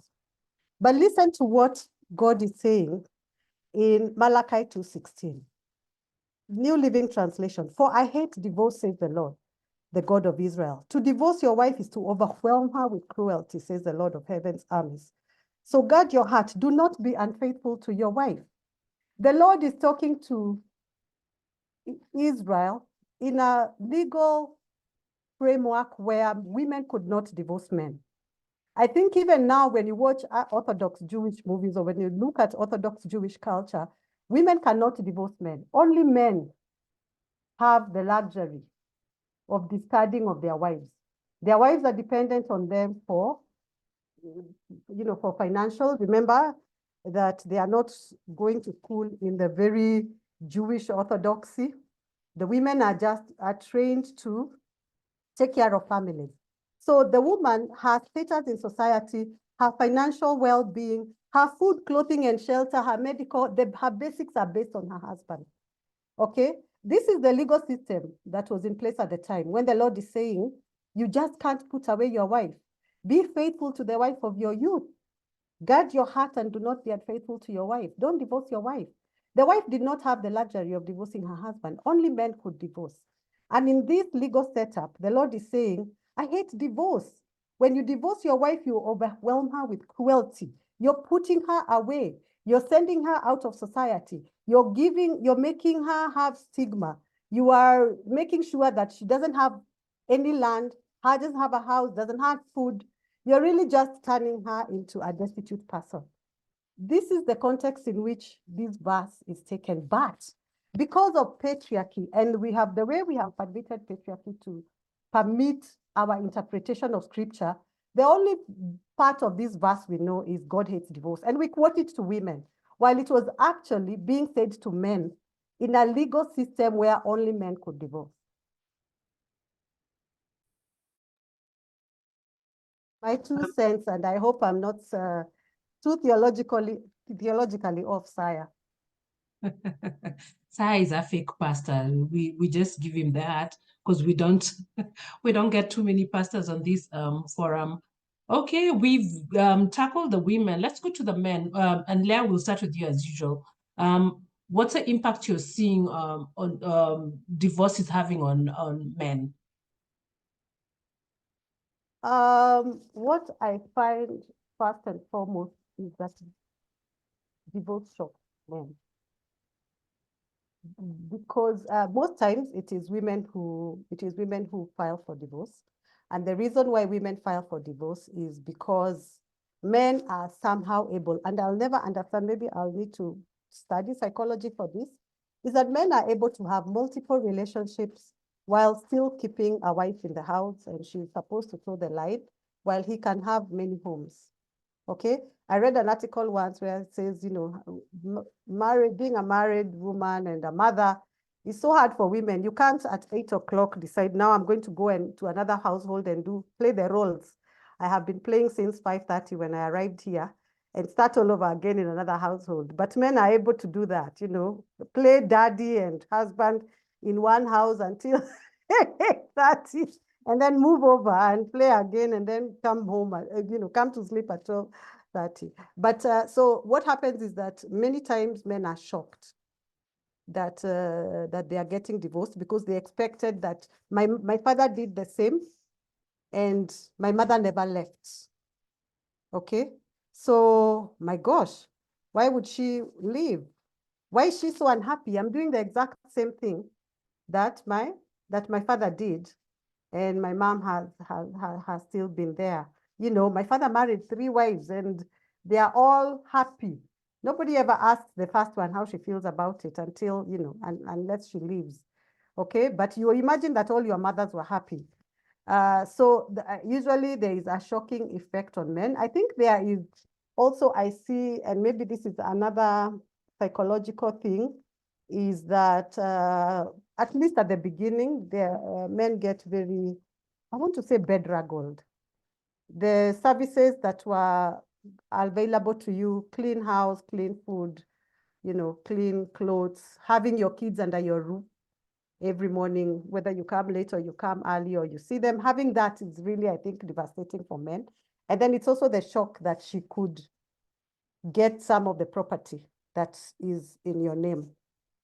I see that a lot as well, that, you know, now the property could be divided. She could come after my property. I'll have to maintain children that I may not be seeing. My children might get another dad. That's another shocking thing. I really see it for men, and it's, and I sympathize with them when you think you have to schedule when to see your children. You have to inform the mother of your children when you're going to see them. And for men, that informing her is considered to be asking for permission. You know, the fact that you can't just rock up to her house and want to see the kids, you know, the fact that you have to inform her and warn her and tell her, I'm going to come and see the kids on this, or that there is a schedule as to when you can see your children, I think really, really is devastating for many men. But I've also keep saying that one day, maybe when I grow older, I don't know if I might write a book while protecting people's names, is that the difference between men and women divorcing has been a big shock for me. Just this week, I had a divorce, and I was listening to, you know, it was the end of a divorce, and we were getting the verdict. And which I've seen with men are ecstatic. It's shocking. When that divorce is declared, at the time of going through the divorce, you can really see that, you know, it's a stressful process. But women, at the end of the divorce process, women come out with sadness, but relief if they're the ones who asked for it. But the number of men who sound so jubilant at the end really shocks me. And I suspect it's a cultural thing or it's a psychological thing, and I'll have to investigate it later. And I'm hoping that as I have more experience, and maybe I will see a different kind of response. But there are many effects on men, because there is that withdrawal. There is that withdrawal of the support that they were getting. There is the risk that the property has to be divided. Remember, if you stay married, the property could stay in your name. Whatever you have amassed could stay in your name. If you pass on, you leave it to your children. But if you are going to get divorced, then there is the risk that you are going to lose a portion of your property in a matrimonial property case. And then the fact that you will have to pay maintenance for children that don't live, that may not necessarily live with you, and for whom there is structure as to when you can see them, and also the risk of when another man comes in. And that's also something I think people sometimes don't understand. And I think it's also a bit cultural, that when a man who can only see his children, who has been told by the court, you will see your children on every other weekend and have the school holiday, when the mom gets into another relationship and he sees the child taking a walk on, you know, on Sore Drive or Arboretum Drive with his daughter, who he can only see every other weekend, I think it's a very, very hurtful thing for men. So men also really, I think, get affected by the divorce. But one thing that has shocked me is when now the verdict is finally announced, the difference. Most women will have a sad relief, but I don't know. I have had several men who have come back to me with such a sense of exhilaration that it's shocking. I don't know if it's adrenaline at that moment or what happens after that.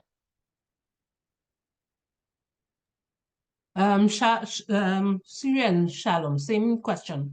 What are you seeing? What's the impact of divorce on the men? And you can play tag. I knew Shalom would wait for me to go this round. That's really interesting to hear that men are jubilant when it's over. I think there's a lot of drama that goes on. So speaking from a coach perspective and knowing that people are very, very different, then I think people will behave differently. And I think that every divorce, again, is different. You're two people who chose to be together for one reason or the other. And I don't want to lay the blame of divorce on the men only, meaning that, women are here, they've suffered. There are men who suffer in these relationships as well. And so by the time they are going through a divorce, they're like, it's finally over, or they really did not want that divorce, but it was just too far gone that, it had to just end. So a number of things that I have noticed is, number one, and I think this is the issue that I have dealt with the most. So I don't want to say it's across board, but the women that I engage who are divorced from men that I perhaps know or know of or know the behavior or what happened, is that they seem to forget their responsibilities to their children. So there is impact in terms of not being able to engage with their children when they want to, or as often as they want to, or in the same way that they used to. And so they hurt, yes, because, I can no longer play the part that I did. And some do it really well. I find that you have sober people who will get a divorce and then become really good co-parents. Now, when that doesn't work and there's really bad co-parenting, then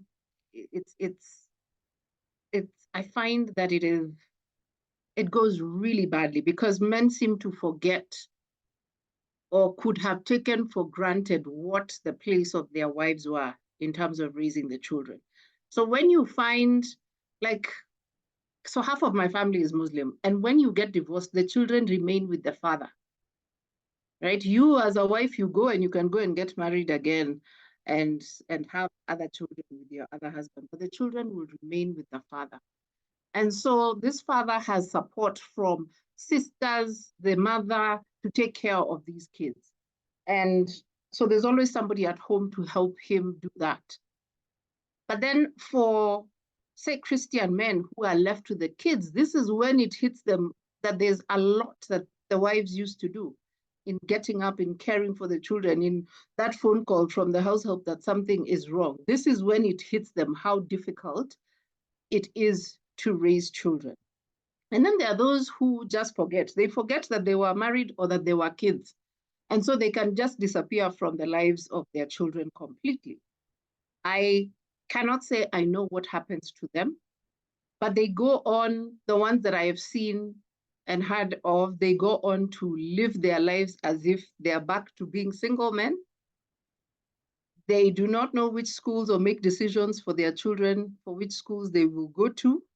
They feign ignorance as to how much it costs to raise their child or to support the mother of their children. They even lose respect for the mother of their children. I had an encounter, though, with a man who really suffered for not being able to be number one with a person that he just absolutely loved to death and be with his children. So he did not get custody of the children. They did not go to children's court to decide how the kids will be seen for one reason or the other, I don't know. And now he has lost the love of his life. So he's lost everything. So there is possibility that men will go into depression and have mental health issues and, just suffer because of having gone through that divorce. Because maybe growing up, they knew they're going to be a family man, and they're going to be a good father, good husband. And so they also go through that, I have failed. And it hits hard. Many men will mask what it is they're going through. So again, it's not so easy for a man to come and tell you, this is what I'm going through, and this and this and this is what I'm feeling. They will not share, but you will notice it in observation, in the way they live their lives. Some, if it's midlife crisis that then cause them to get to the point of divorce, then this is when they become wababas. And there are all sorts of young girls waiting in line for the man to just enjoy himself. Yesterday, someone sent me a picture of a star, I forget his name, a movie star who has a 3-month-old baby and he's turning 80. And the conversation I had with the gentleman who sent me the picture is, you see, you guys can father and remarry until you're, I don't know, 100 and what. For women, it doesn't happen. So men, for me, tend to be able to start over. Just like they can, as Leah said, they can come into one home, play the role, go into another home and play the role. They can restart over and over again. So I'm divorced, I will marry a younger girl, she will have children, so will have more children, and so on and so forth. For women, it can only go so far. You will, even the fact that if I get divorced in my 40s, the thought of getting married again doesn't cross our minds. But for the gentleman, it does. It is, even culturally, it's allowed because, you know, I can do that. I'm a man. So I think the hopefulness of a man who is divorced is far greater than that of a woman who is divorced, because they can always start again. Yes, and it was Robert De Niro. So it's like there's a hope, there's a light at the end of the tunnel for a man who is divorced to start a life all over again. For a woman, even the thought of, will I be able to do this again? I have too many responsibilities. Let me focus on raising my kids and my career and what have you. And if love comes along and the man that you find is willing to take up your children, is either a man who has children and is also divorced. But interesting enough, I had a conversation with a man who said that men, whether divorced or not, so if they're divorced and they have kids, it's easier for them to get married to someone who is divorced with kids. But when you are a single man, the thoughts that go through your head to get married or be with a lady who has children is very difficult because of the complication of that child having two fathers, and then the complication of what will the relationship between the new man that you marry and the father of your children be like.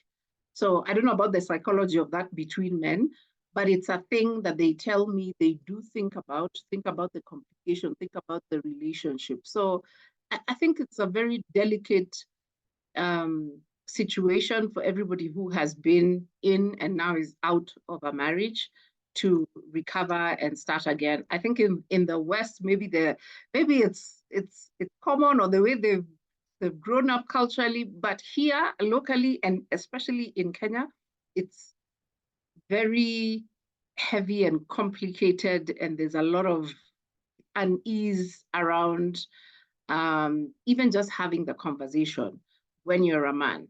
I have a friend who got divorced for one or two reasons, and then she is now married to a man who had been divorced twice. And the amount of work that they put into their marriage for them to have a happy marriage is enormous. But because they've been through the whole process before, then they know what it takes, and they know what to put in, and they know the effort that they need to put in. And as Shalom said earlier, the communities have become greater. They now share their stories and help people on programs of how to get out of it, what to think about, what to, how to just manage the thing, both for men and for women. So they have a joint session for men and women, then they have a session for the women with the lady, and they have a session for the men.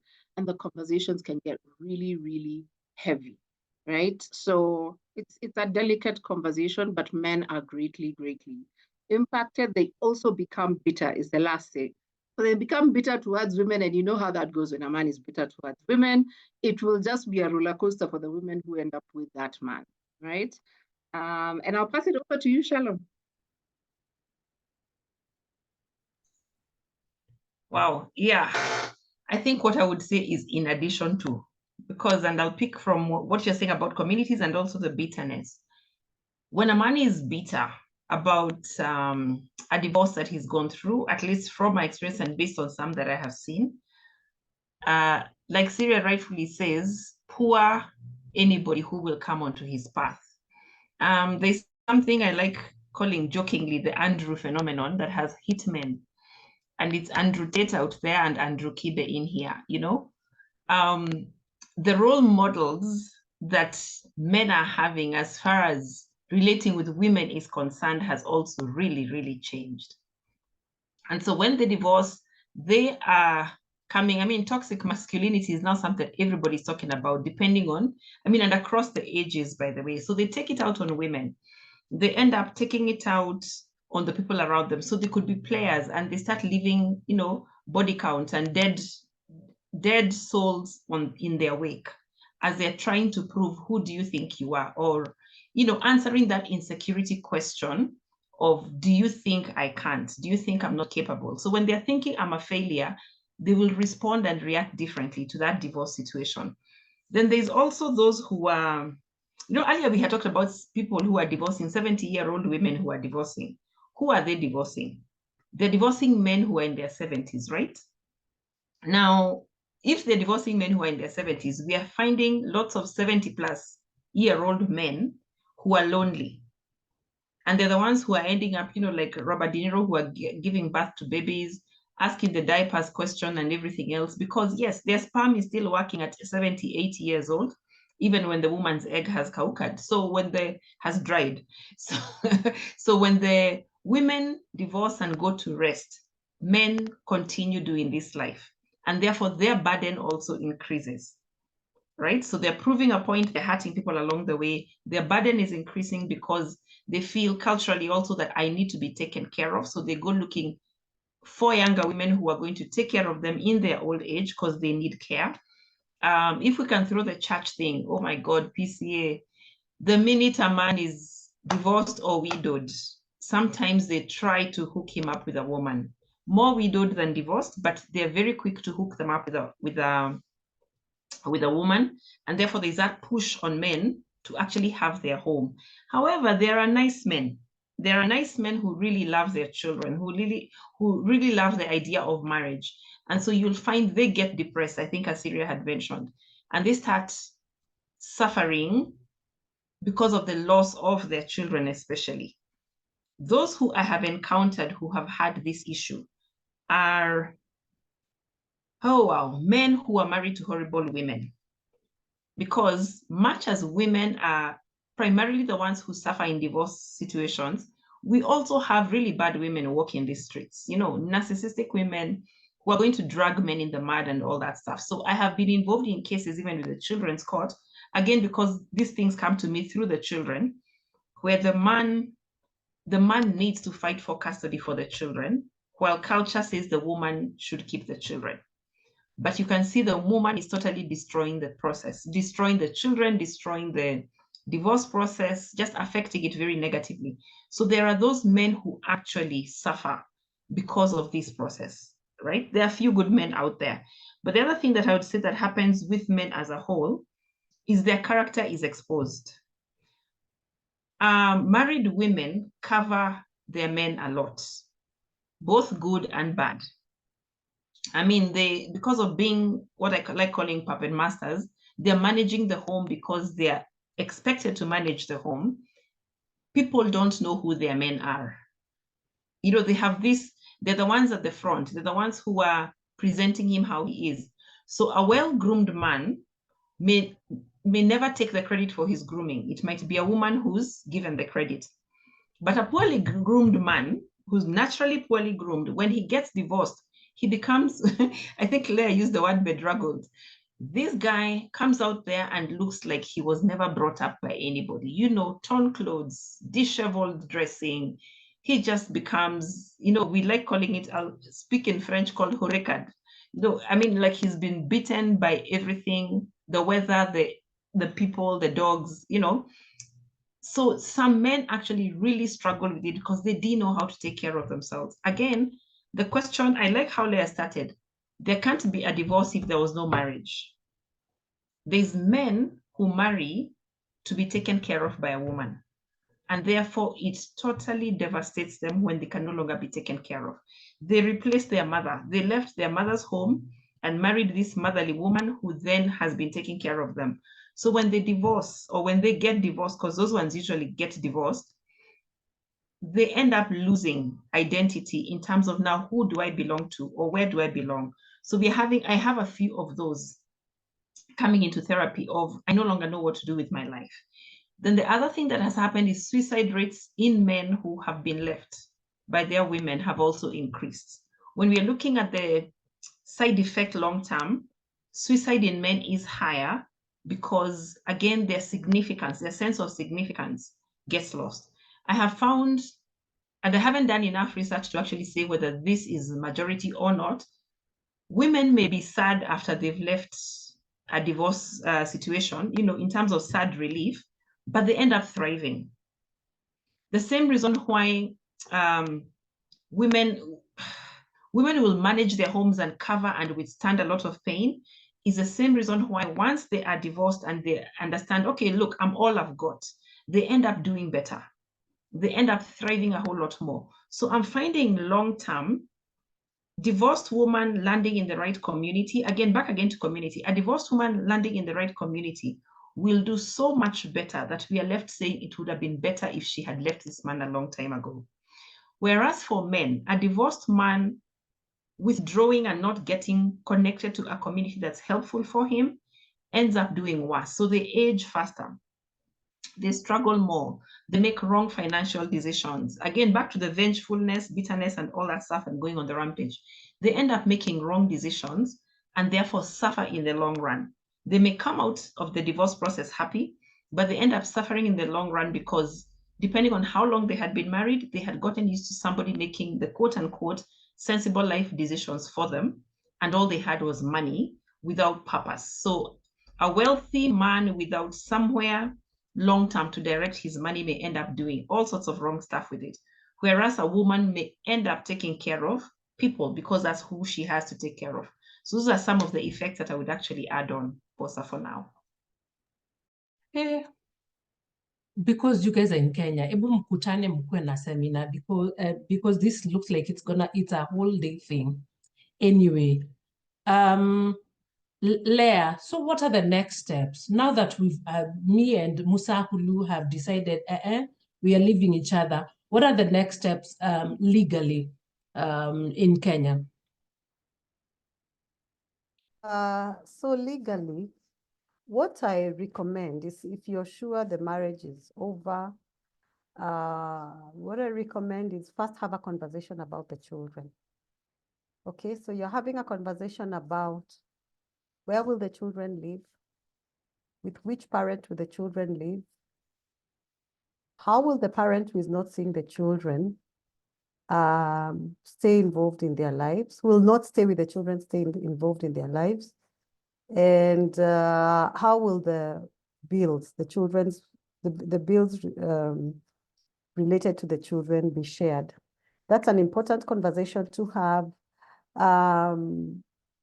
What support will you give to the children psychologically to manage this? How will you be adults around the children? Because the person that you must protect, who's vulnerable, and it's depending on both of you to protect them, is the children. So legally have that conversation. You don't have to end up in the children's court. Every time I see a high-profile children's court case, I say, why? Why did it have to get there? The law allows it for you to agree, to have an agreement, a parental responsibility agreement. Sit down, agree. You are the people who know your children best. You're the ones who know what is best for your children. Don't put it on a third party. Because when you put it to the court is strictly guided by the law. The court doesn't know your children. And I find that people everybody makes a case for why their circumstances are different. And then the court still gives cookie cutter orders. based on a general population. Children's cases, I mean, in 1 month, the Children's Court at Nairobi receives about 300 or 400 cases. As of March, we are in case number 1,000 and something. So you can imagine all these people are before the court, and that's because there are people who are divorcing or people who are never married, people with children. And all these people are before the court and are asking the court to make a decision. You can't expect that a court facing such a huge section of the population will be able to make a good decision for your children. You're going to be telling the court that you know, our children have been eating sausages and bacon, and you're telling that to a court. The case just before you, the father was a security guard, and the mother is a house help. So as you try to tell the court that you must make this man pay X amount, you know, when you tell the court that 100,000 is nothing in our household, he used to spend 500. And the case before you, the combined income of the people is 25,000. The court will not be able to make the decision for you, and the law allows you to agree on that aspect. So for me, that's usually the first and most important thing. Sit with people you respect, see Shalom. And now I'm so happy to meet Syria, see the professionals and carve out something for your children. That's the number one thing. Because when your children are damaged, you're spreading the problem beyond you and spreading it into society and making it a big problem into the future and into the future generations. So the first conversation you need to have is about your children, and you can agree on your children. If you want, and if you feel you still have the energy and the mind space to be able to agree on your property, how to divide the property, sit down and agree on the property, because that in law, you are also allowed to agree. Make a settlement agreement. You can combine the settlement agreement on the children and the settlement agreement on the property, or you can separate those if you feel it's going to be too emotional. And then now decide that you are going to go for divorce, and what are the grounds you are going to rely on in the divorce. Around the world, there are conversations and movements around amicable divorces, how to make it as amicable as possible. But our law has not quite got there. As I told you, we didn't quite go to no fault. We haven't quite got to no fault 100%, where you can walk hand in hand and tell, well, not hand in hand, you can walk shoulder to shoulder and tell the court that we have agreed to divorce. There was actually a proposal there was a bill last year or the year before where they were saying people should be able to come together and say that that we are going to divorce, but that was not passed. We said, you know, we are not divorcing in Kenya. Or said something like that.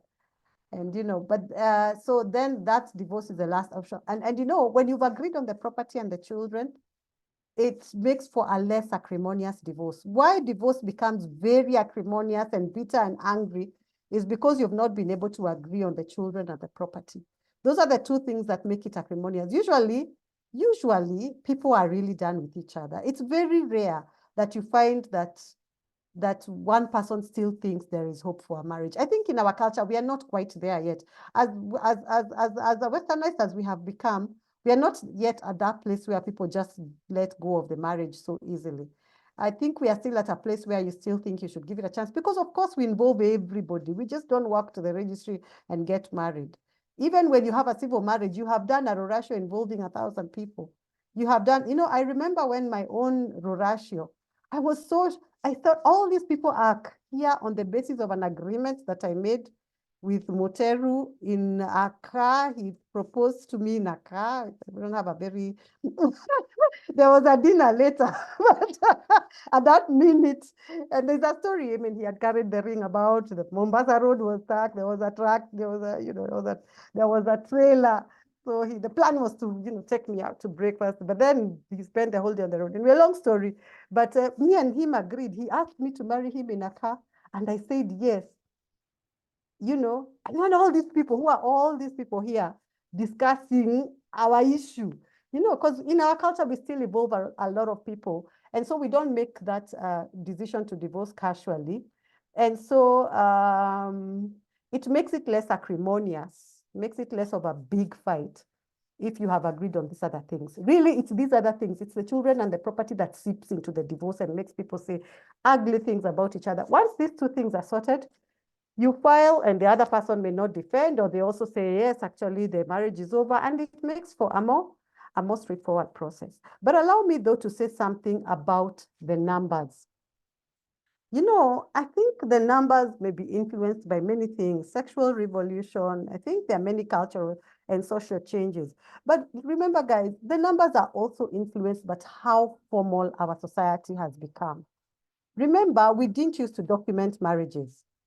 Now we are documenting them, and to dissolve it, you have to go through a legal process, a court-documented process. In the past, you could just walk away, stop loving each other, stop living together, and not have to do anything that ends up in the statistics to show that you are divorcing. So it is the formality. It's the same way with adoptions. As a family lawyer, I also do adoptions. How many of us grew with children in families that we didn't have to do a formal process? But now, because you have to do a formal process, then it drives the numbers up. If you want to go abroad with somebody, you have to have a document showing you're married to them. If you have a document at an embassy saying you're married to somebody and you no longer want to be married to them, you no longer want them to access benefits of your employer, you no longer want them to be the one to bury you, then you have to have a document, you have to make certain signals to your family and formalize that breaking off. The more formal societies get, the more you will have the numbers in terms of divorces. But when we didn't need to document marriages, it's the same way we did not need to also document divorces. So sometimes the reason this is coming is because you know, you want to take the person off your NSSF, you want to take the person off your NHIF, you want to take the person off your pension. Many people, if you've lived apart for many years, I mean, people our parents' age lived apart for years and years and years and did not divorce.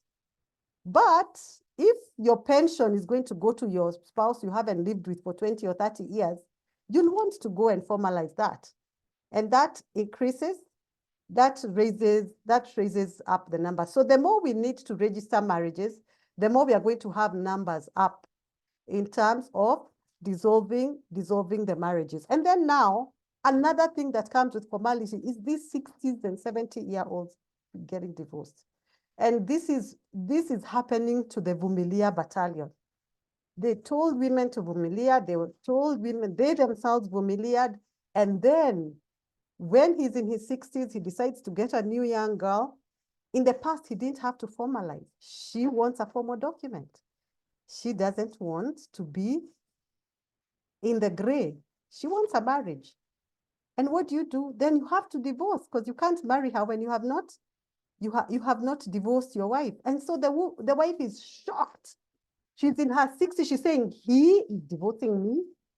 He has filed a petition to divorce. He walked out on me 10 years ago, or he's been coming in and out of my life for the last, 12, 13 years. I know he has somebody else, but nimevumilia.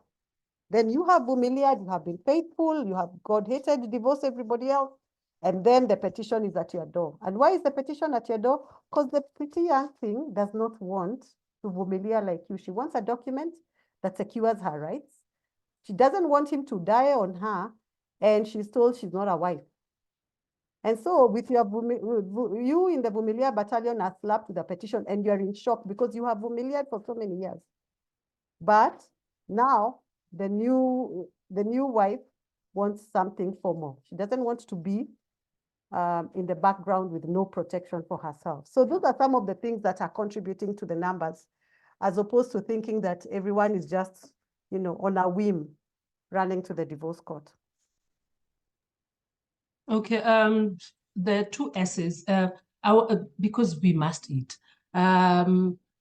Your question is twofold. What are the next steps, and how do we bulletproof ourselves from divorce if there's something, if it's bulletproofable?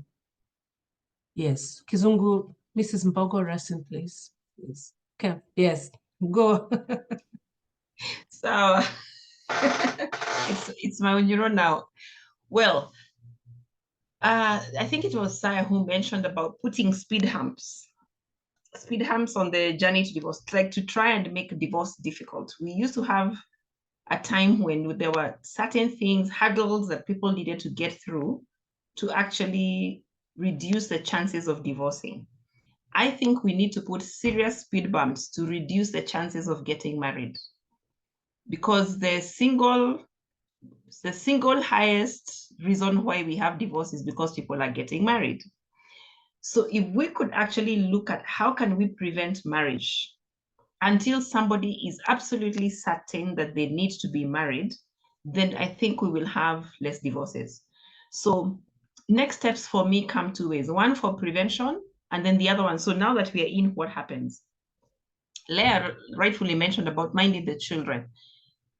If you have taken care of the children and you have addressed that bit, I won't go over that. The next thing to take care of is your own mental health. Because once you have divorced, the children and your future need you healthy. So I think the next step in the divorce situation would be, then what am I going to do to stay healthy?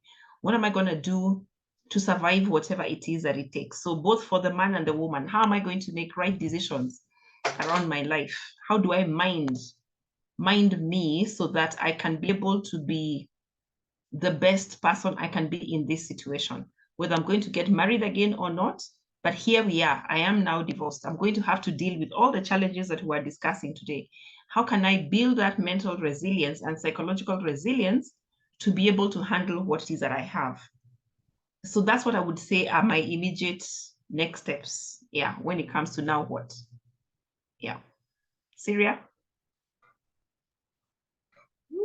I took a pause there when you said, let's put humps on getting married. Until you said, until we are sure.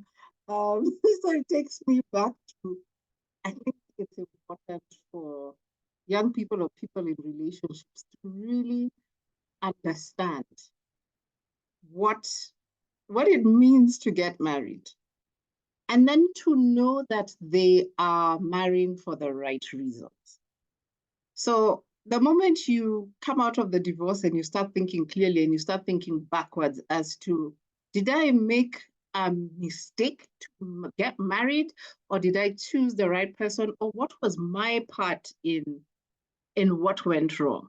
So for instance, the other day I was speaking to new graduate trainees somewhere and telling them the demographics of career growth and what will happen in the journey. And one of the things I said is, you all have goals. And some ladies here, you have goals as to when you will get married.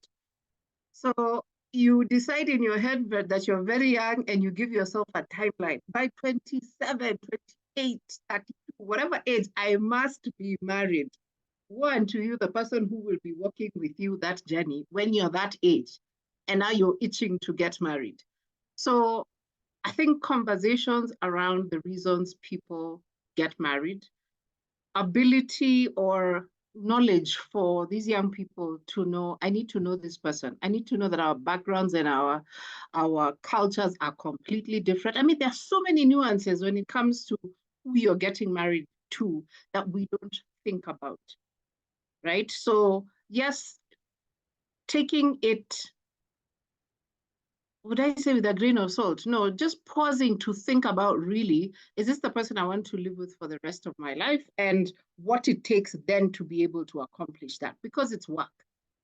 So, and you've had it being said in many places, you can't eat love, right? There's work to be done around that love.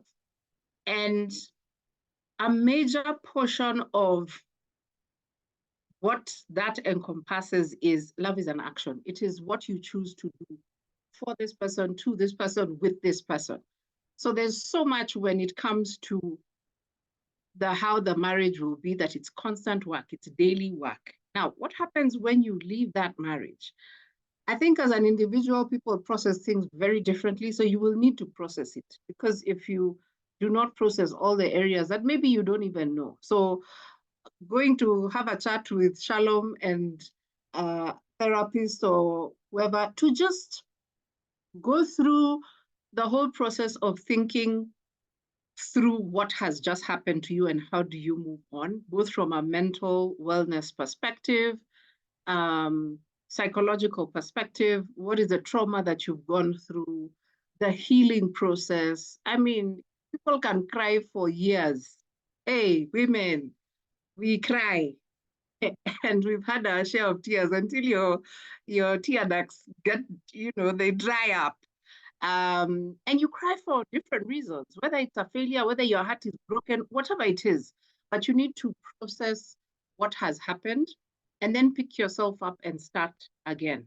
You need to forgive yourself for what you feel you have failed at, or for what went wrong, or for your part in it, so that you don't carry around that bitterness and spread it to the rest of the world, because very few people can separate what they are going through with other relationships with other people, whether it's work, your kids, your relatives, whoever, or the new person who would potentially come into your life. So just being able to unburden yourself with the weight of what has happened, I think, is so important for you to be able to start afresh, for you to be able to pick up and move on, get into routines that will take you to a place of healing, whether it's spiritual, whatever it is. There's steps to it, and it doesn't happen in a day.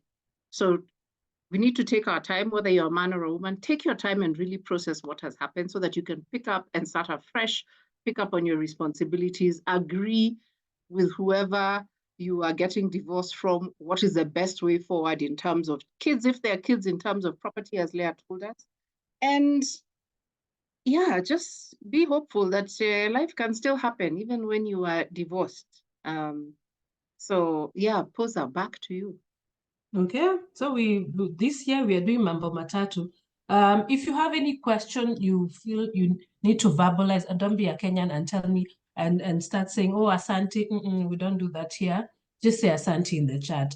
But if you want to verbalize your question like English ishas like myself, just let me know. You can raise your hand and we will allow you to speak. But let's do our Mambo Matatu. And anything else I've left. And Saya, your Mambo Matatu will include the answer to someone asked about remarriage. Okay, it's somewhere. Okay. Shalom, you're the finder of these things. Ukipata utuambie Leah, because you have been starting msururo wa ma answers. Hey, this is why we don't reach English audiences. Sasa msururo tutaambia watu nini? Anyway, so Mambo Matatu and anything else I didn't touch. Leah, we can start with you, Leah. Okay, so now you have to tell me what Mambo Matatu means in this context. So Mambo Matatu, of course, we borrowed from His Excellency President Ruto. So any three things, your take home. Three last words, yeah. Yeah, okay. 3 last words, yeah. It's our Mambo Matatu. All right, I think what I would like to say is just to repeat some of the things we've already talked about. We absolutely should think about how to strengthen marriages. I think that strong marriages are a societal goal, because the benefits of staying together on the individuals and the children and society in general, I think those cannot be overstated. I think the importance is there, and I think we really need to think about it. Women really need to think about their economic strength. And one day I'm hoping I can figure out how the law can assist with that. Because divorce and breakdown of marriage devastates women financially, and more than men. Of course, it also affects men financially. And more so if you are, for example, a stay-home mom. And that's something that's really been bothering me, and I've been wondering whether we should not be able to do prenuptial agreements, embrace prenuptial agreements, much as everybody wants to say that already assumes you're getting divorced. Nobody gets into a marriage. I think Shalom says she knows one person, but it's very rare that anybody's getting divorced expecting to get out. But maybe taking into consideration the violence of divorce, maybe we really should have that conversation. And prenups are allowed in our law. And also post-nuptial agreements have been upheld by the court. They're not in the Marriage Act, they're not in the statute, they're not in the Matrimonial Property Act, but the court have said you can have post-nuptial agreements. So at the point that you are deciding, I will stay home and take care of the kids while you go chase the money out there, you could have a sit down and say, what if this thing doesn't work out? How will I take care of the kids? What's going to happen? And have a post-nuptial agreement. Now, and I know it's a difficult conversation because nobody's trying to get in to get out. And also, of course, you know, the Bible says it is death till, you know, until death do we part. But considering the numbers, the realities, and just the devastation of divorce, maybe we should actually be starting to have that conversation. There hasn't been a big uptake on prenups, by the way, as much as it is allowed in our law since 2014. That's my second thing. And then finally, my third thing is to say, think about the kids. Please put the kids front and center, even when you're not divorcing and you're having conflict. Think about the kids. You know, what Shalom said about children starting to play parents against each other. You can still co-parent with some dignity for the good of your children. Pitting kids against their other parent, even if, and I see this in Kenya a lot, and I keep thinking this is not working well, where somebody says, well, the children have refused to go with the dad, or the children have refused to see the mother, and you feel like you have won. In other countries, that has been considered to be as bad as child abuse. Because if your child says they will not see the other parent, and you side with them and you protect them from seeing the other parent, except where there is outright abuse, where there is abuse, of course, you're saying that if your child refused to go to school, you would support them. If your child refused to eat, and they say they'll never eat a vegetable, that's what other courts in other countries are asking. If you are going to let your child have their way, how far? If they say they'll not wear clothes, will you support that? You know, so we need to stop alienating the other parent. And it appears, Posa, I have a fourth thing to just buttress what Syria and Shalom have said about counseling. Please get counseling. It is easier to negotiate that parental agreement, the custody and maintenance of the children, even the property, and to do the divorce case when you have had counseling. It makes you a formidable party. It makes you a strong and reasonable party in the process, and it helps your children so that you lessen the effect and the devastation of the breakdown of the relationship on your children.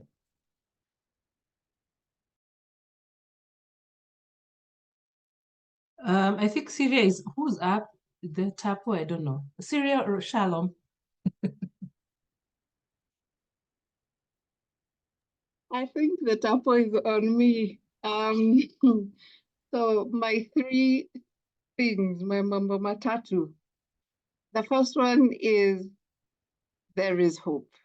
There is hope for life after divorce because you're still alive. You know, mistakes are made, whether you're a man or a woman, mistakes are made. You're young or not when you do decide to get married. And there was that feeling of, I want to spend the rest of my life with this person. And then things went haywire. So there's hope. You will survive. You are stronger than you imagine. The one thing that I got to learn out of getting divorced is that I am stronger than I ever imagined I was. So for the decision that you make, of course, there are different reasons why people make that decision. It could be you don't want your kids growing up in that environment. It could be your mental health is at stake. So there is hope, and you can come out of a divorce stronger and either find somebody else or live a fulfilled life, you know, being away from this person because you're in a safer space, both mentally, emotionally, and physically sometimes.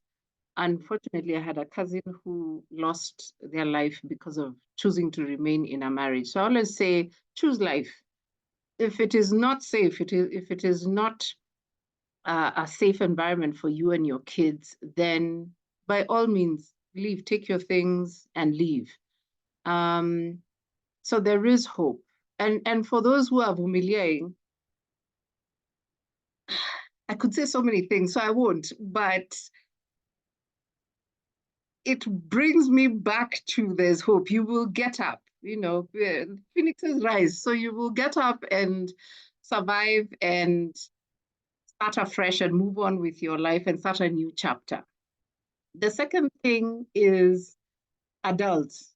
You know, once you are out of that or you decide that you are getting divorced, be adults about it.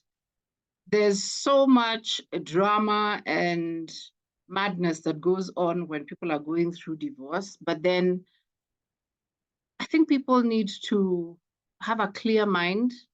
And if you need to bring in people to help you to think through what it is you are putting the other person through, whether you are the man or the woman, go about it in an adult manner, because your kids, if you have any, will be impacted, because you're dealing with another human. Whether this person is crazy or not, or in your view, they might be crazy, or they have taken you through A, B, C, D, it is the point at which you say, leave all the shenanigans behind. This is something it's a decision we have decided to make to separate. So let's separate in an amicable way to reduce the drama and for the sake of your kids. So the one thing I would tell women when you get divorced, whether your man was a crazy person or a bad person or he hurt you or broke you, please let us not create that demonic picture of your father's child to your children, because it'll come back to bite you. We talked about that last week. So be in a space where you are adulting the way that you divorce, the way that you engage even with your partner post-divorce, because it will add on to how fast you heal or that healing process. It will add on to the weight or the burden that you're carrying of having to go through that, because there's a lot, and we've talked about the impact. There's a lot that you will go through. So the more of a clear mind, the more of a level head that you put on when you are going through the divorce is really, really important. And lastly, what can I say? We've said it several times that we don't go into marriage wanting or thinking that we will ever get divorced. Hey, if I go back to campus, you know that person who used to be called marriage material, that was me. And then you fail. Oh, it was not an easy ride. So really, when you're choosing your partners, get to know your partner. Something really interesting happened to me a couple of years ago, COVID time. So being a strength coach, I somehow managed to get my ex to take this assessment. The things I did not see. I was like, oh my goodness, had I seen this before getting married, I would have made a different decision. Why am I saying that? Or at least I would have known how to handle this person. So, which is why I'm saying, get to know the person. I know people hide a lot of things, like I discovered, but today, in today's world where we are, there's lots of ways to get to know this person. So please take the time to know the person you're getting involved with, you are choosing to marry, and make a decision based on the knowledge that you have. If you have a doubt in your gut, you would rather not and wait and see what that is that your gut was trying to tell you, than jumping in because it's expected. I want to get married by the time I'm 25. It's what I expect. It's a goal. So if you have a doubt in your mind, then don't do it. Because trust me, at the altar is when it will hit you. What? This is a big mistake. And you're there with your entire family.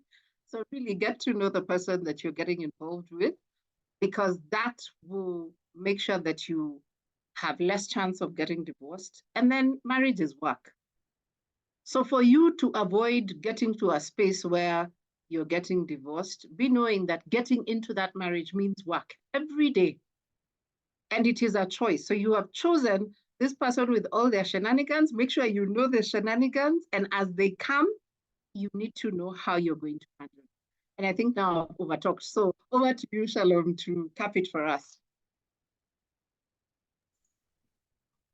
I want to start with, this is not my mambo matatu. The part for when Sarah is saying about know the person. An interesting thing I've started seeing from young adults, you see, because of this whole body count situation that they're getting into, one of the things that is part of knowing your person is going for STI tests, you know. They have all these assessments that they're doing. You know, it's funny that you got somebody to do the, what did you say, the personality test or something? They are doing these tests together. And so they're having conversations like the zodiac signs do not get them to match, or the Chinese animal signs are saying that they don't match. So it's interesting to see just the lengths people are going to now to get to know each other. This is called getting to know each other. So what's your sickness status and all that stuff? Anyway, so my mambo matatu. One is romance. Be careful about understanding romance. Weddings are very romantic, but marriage is not romantic. There's nothing romantic about marriage. You need to work to bring and keep romance in a marriage. So your understanding of romance needs to be very well-founded and in the right place, so that you're not getting in with the whole lovey-dovey thing.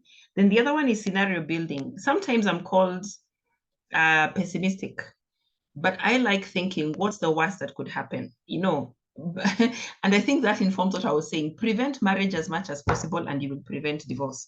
So if we can get the place where, yes, we love each other, we want to get married, this is until death do us part. But what's the worst case scenario? What would happen if somebody got crippled? You know, we love each other, but what if this person becomes somebody who's dependent on me? Am I going to be able to stay the long haul? Am I ready to be a caregiver for life? Because many times we look at divorce as though it's only just about the negative or bad stuff that would happen. There's some unfortunate life things that would happen. Build that scenario. Those vows that used to be said, nowadays they're not said as much, you know, all those till death do us part. People are now writing their own vows. And that's a nice romantic way to look at things, personalizing the process. But are you able to actually keep to the till death do us part thing? What does that actually look like? So build scenarios as much as possible and discuss that. Then the third one is to those people who stay married for children. It is the reason, that whole why did I get married? There's people who stay in relationships because they're busy with the children. Love disappeared a long time ago, but because we are Christian, because we are Islam, because we are Hindu, we are doing this for the children. Imagine children grow and they leave, and therefore the empty nest situation is also going to cause a lot of divorces, because you have not understood that once the children are gone, we really need to like each other enough to continue staying together. And the more the world is making divorce easy, once you get that place, you have not considered what shall we do after the children, this common project, quote unquote, that you have, are you going to still stay together? But the other thing that I have found, when people freak out about the answer to that question, they cripple their children and have adult children staying with them. And therefore they never ever lose their identity as a married couple got intertwined so much with their identity as mother and father that they actually keep the adult child dependent on them so that they can never stop being mother and father. So do you have adult children staying in marriages instead of staying in the family? So the adult child is the third part of the triangle that makes this marriage stable, right? So you triangulate your children and you keep them. Understand that there will be an empty nest at some point in time. This child is going to get tired of living with you, or they will grow as a healthy person and leave your home. So be clear about the reasons why you're getting married. Yeah, so romance, scenario building, and being clear about the reasons you're getting married. Over to you, boss. Saa tufungie kituo. And answer, I think Queen Yado is back. So if you could answer Yes, she's back. The remarriage part, if you're able. I know we give you that label, but haujaekelewa mkono. Sijalipwa pesa ya kutosha, mtatoa ya ku. Okay, back to the English. So, my mambo matatu. One is, I want to say three things. Prevention is better than cure. Two is, how you get them is how you keep them. And three, better rebuild than stick in crushed. So let me unpack those. Prevention is better than cure. One of the reasons people are getting divorced is because we have not become good at preparing for marriage. And so the best point to prepare to prevent divorce is at the point of being single. Within communities of faith, we need to begin showing that singleness is not a disease. Singleness is a legitimate and an important stage, and that it needs to be leveraged properly. Because I think even within communities of faith, there's a certain guilt. They're guilty to some extent of creating an idol out of marriage, which then rushes people into marriage without the requisite preparation. Outside of communities of faith, the whole romanticization and over-sexualizing of life makes people swing to the other end, especially within the hookup culture, that disincentivizes a commitment and then still does exact thing of ill-equipping individuals to be single, for marriage rather. So if we spend 16 years of our lives preparing for our careers, we study for 16 years to prepare for a career that we will do for 30, 40 years, yet marriage is meant to be a covenant till death do part. I think an investment of study and preparation needs to be done so that individuals can get into the marriage institution with proper preparation. Otherwise, the remedial steps we try to do post or within marriage often come too little and too late. And then also still within the same string of prevention being better than cure, I think it is properly possible and actually biblical to show that singleness is a perfect state. It's a completely acceptable state before God to be. Not everyone is called to marriage, but all are called to chastity, whichever side of the equation they fall in. And so rather than push or force individuals who would otherwise be okay single into marriage, would rather equip them to live fulfilled lives within that state. So prevention is better than cure. Number two, how you get them is how you keep them. So I'm coming from the Christian point of view again, that sees marriage as a covenant and not as a contract, and sees the things that come with marriage as covenant goods and not merely consumption goods. Therefore, one needs to simply recognize and appreciate, if I got my wife through lies and deceit, the way to maintain that marriage is through lies and deceit. And the moment I run out of lies and deceit, divorce is inevitable. If I got my spouse through honesty and candor and careful thought, those will be the same equipment that you use to sustain it. Therefore, people who are navigating marriage need to have an awareness of themselves, and they need to now level up with each other about, hey, here we are. We may not have gotten in the right way, but what can we do to redeem? So just let's be honest, how the means and mechanism and the motivation by which we're beginning our marriages normally will determine how high or how low we will go. If you're in physical danger, that is a sign you need to leave. We want you alive, we don't want you dead. God hates divorce, but also God hates murder. So do not stay in a space because you're physically abused. Where there is sexual immorality, you have biblical license to move on. So no one is forcing you to stay in those spaces in the name of whatever religion, when you're being sexually exploited and when you're being you're being put in physically in harm's way. If you need help, seek out the help, okay? Seek out the help. And at this point is where I'll say, seek out the help to try and prevent things from going too bad, and seek out the help when you need to get out, so that you be careful about the voices you're listening to. So 1, prevention is better than cure. 2 is how you keep them, how you get them is how you keep them. And then 3 is a pathway to healing. Now, for some, unions will end up being dissolved. There's hope for healing, but it'll depend with which voices you surround yourself with. I have noticed patterns in divorcing individuals. Some people, one gang goes online and tries to paint the other as the perpetrator and themselves as the victim. Others withdraw and stuff. But how you heal and how you become as an individual depends with the community you surround yourself with. Ideas have consequences, and bad ideas have victims. So the same way in this talk today, we've been able to trace that certain schools of thought are disproportionately responsible for leading people in the divorce direction.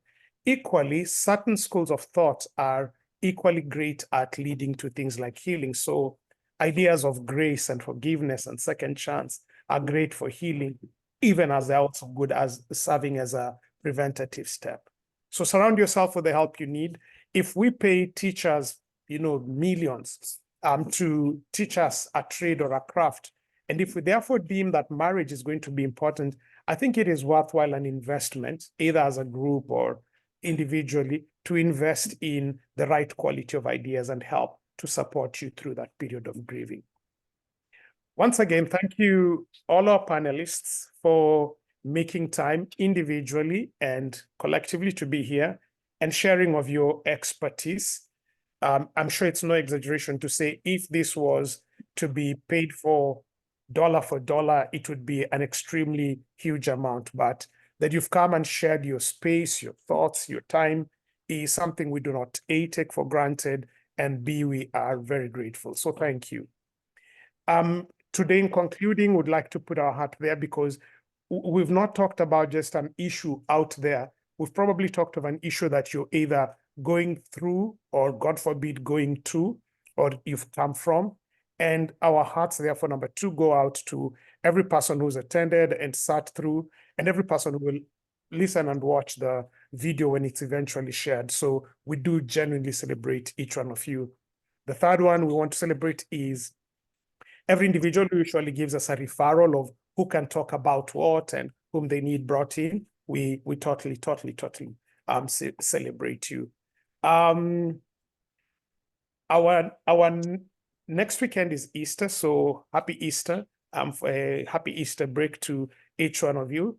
And then in April, we will be focusing on the topic of suicide for, I think we have 3 sessions. So the same spaces you get your posters and your links, this is the same place you'll be able to get, and we would like to have you over and we can have a conversation together. As usual, 2 things. One, if you need to reach out to any of our panelists, we'd be happy to put you in touch with them. And what we honestly encourage you is now you've enjoyed the free version of their services here.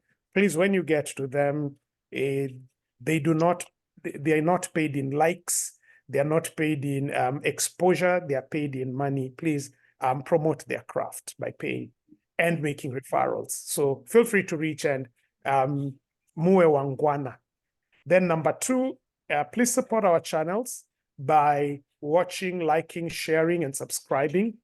And also making recommendations about topics you'd like addressed and panelists you'd like to see is something that we would do so. Our channels are Facebook, Authentic Dialogues with Sarah Jackson, and we celebrate you. You've shown a lot of love there. YouTube, 2 channels. One is Sarah Jackson and the other one is called Authentic Dialogues. So those are kind of separate. Instagram is @1 Sarah Jackson. So like, watch, share, subscribe. And as always, let's have these dialogues going. Back to you, Paul.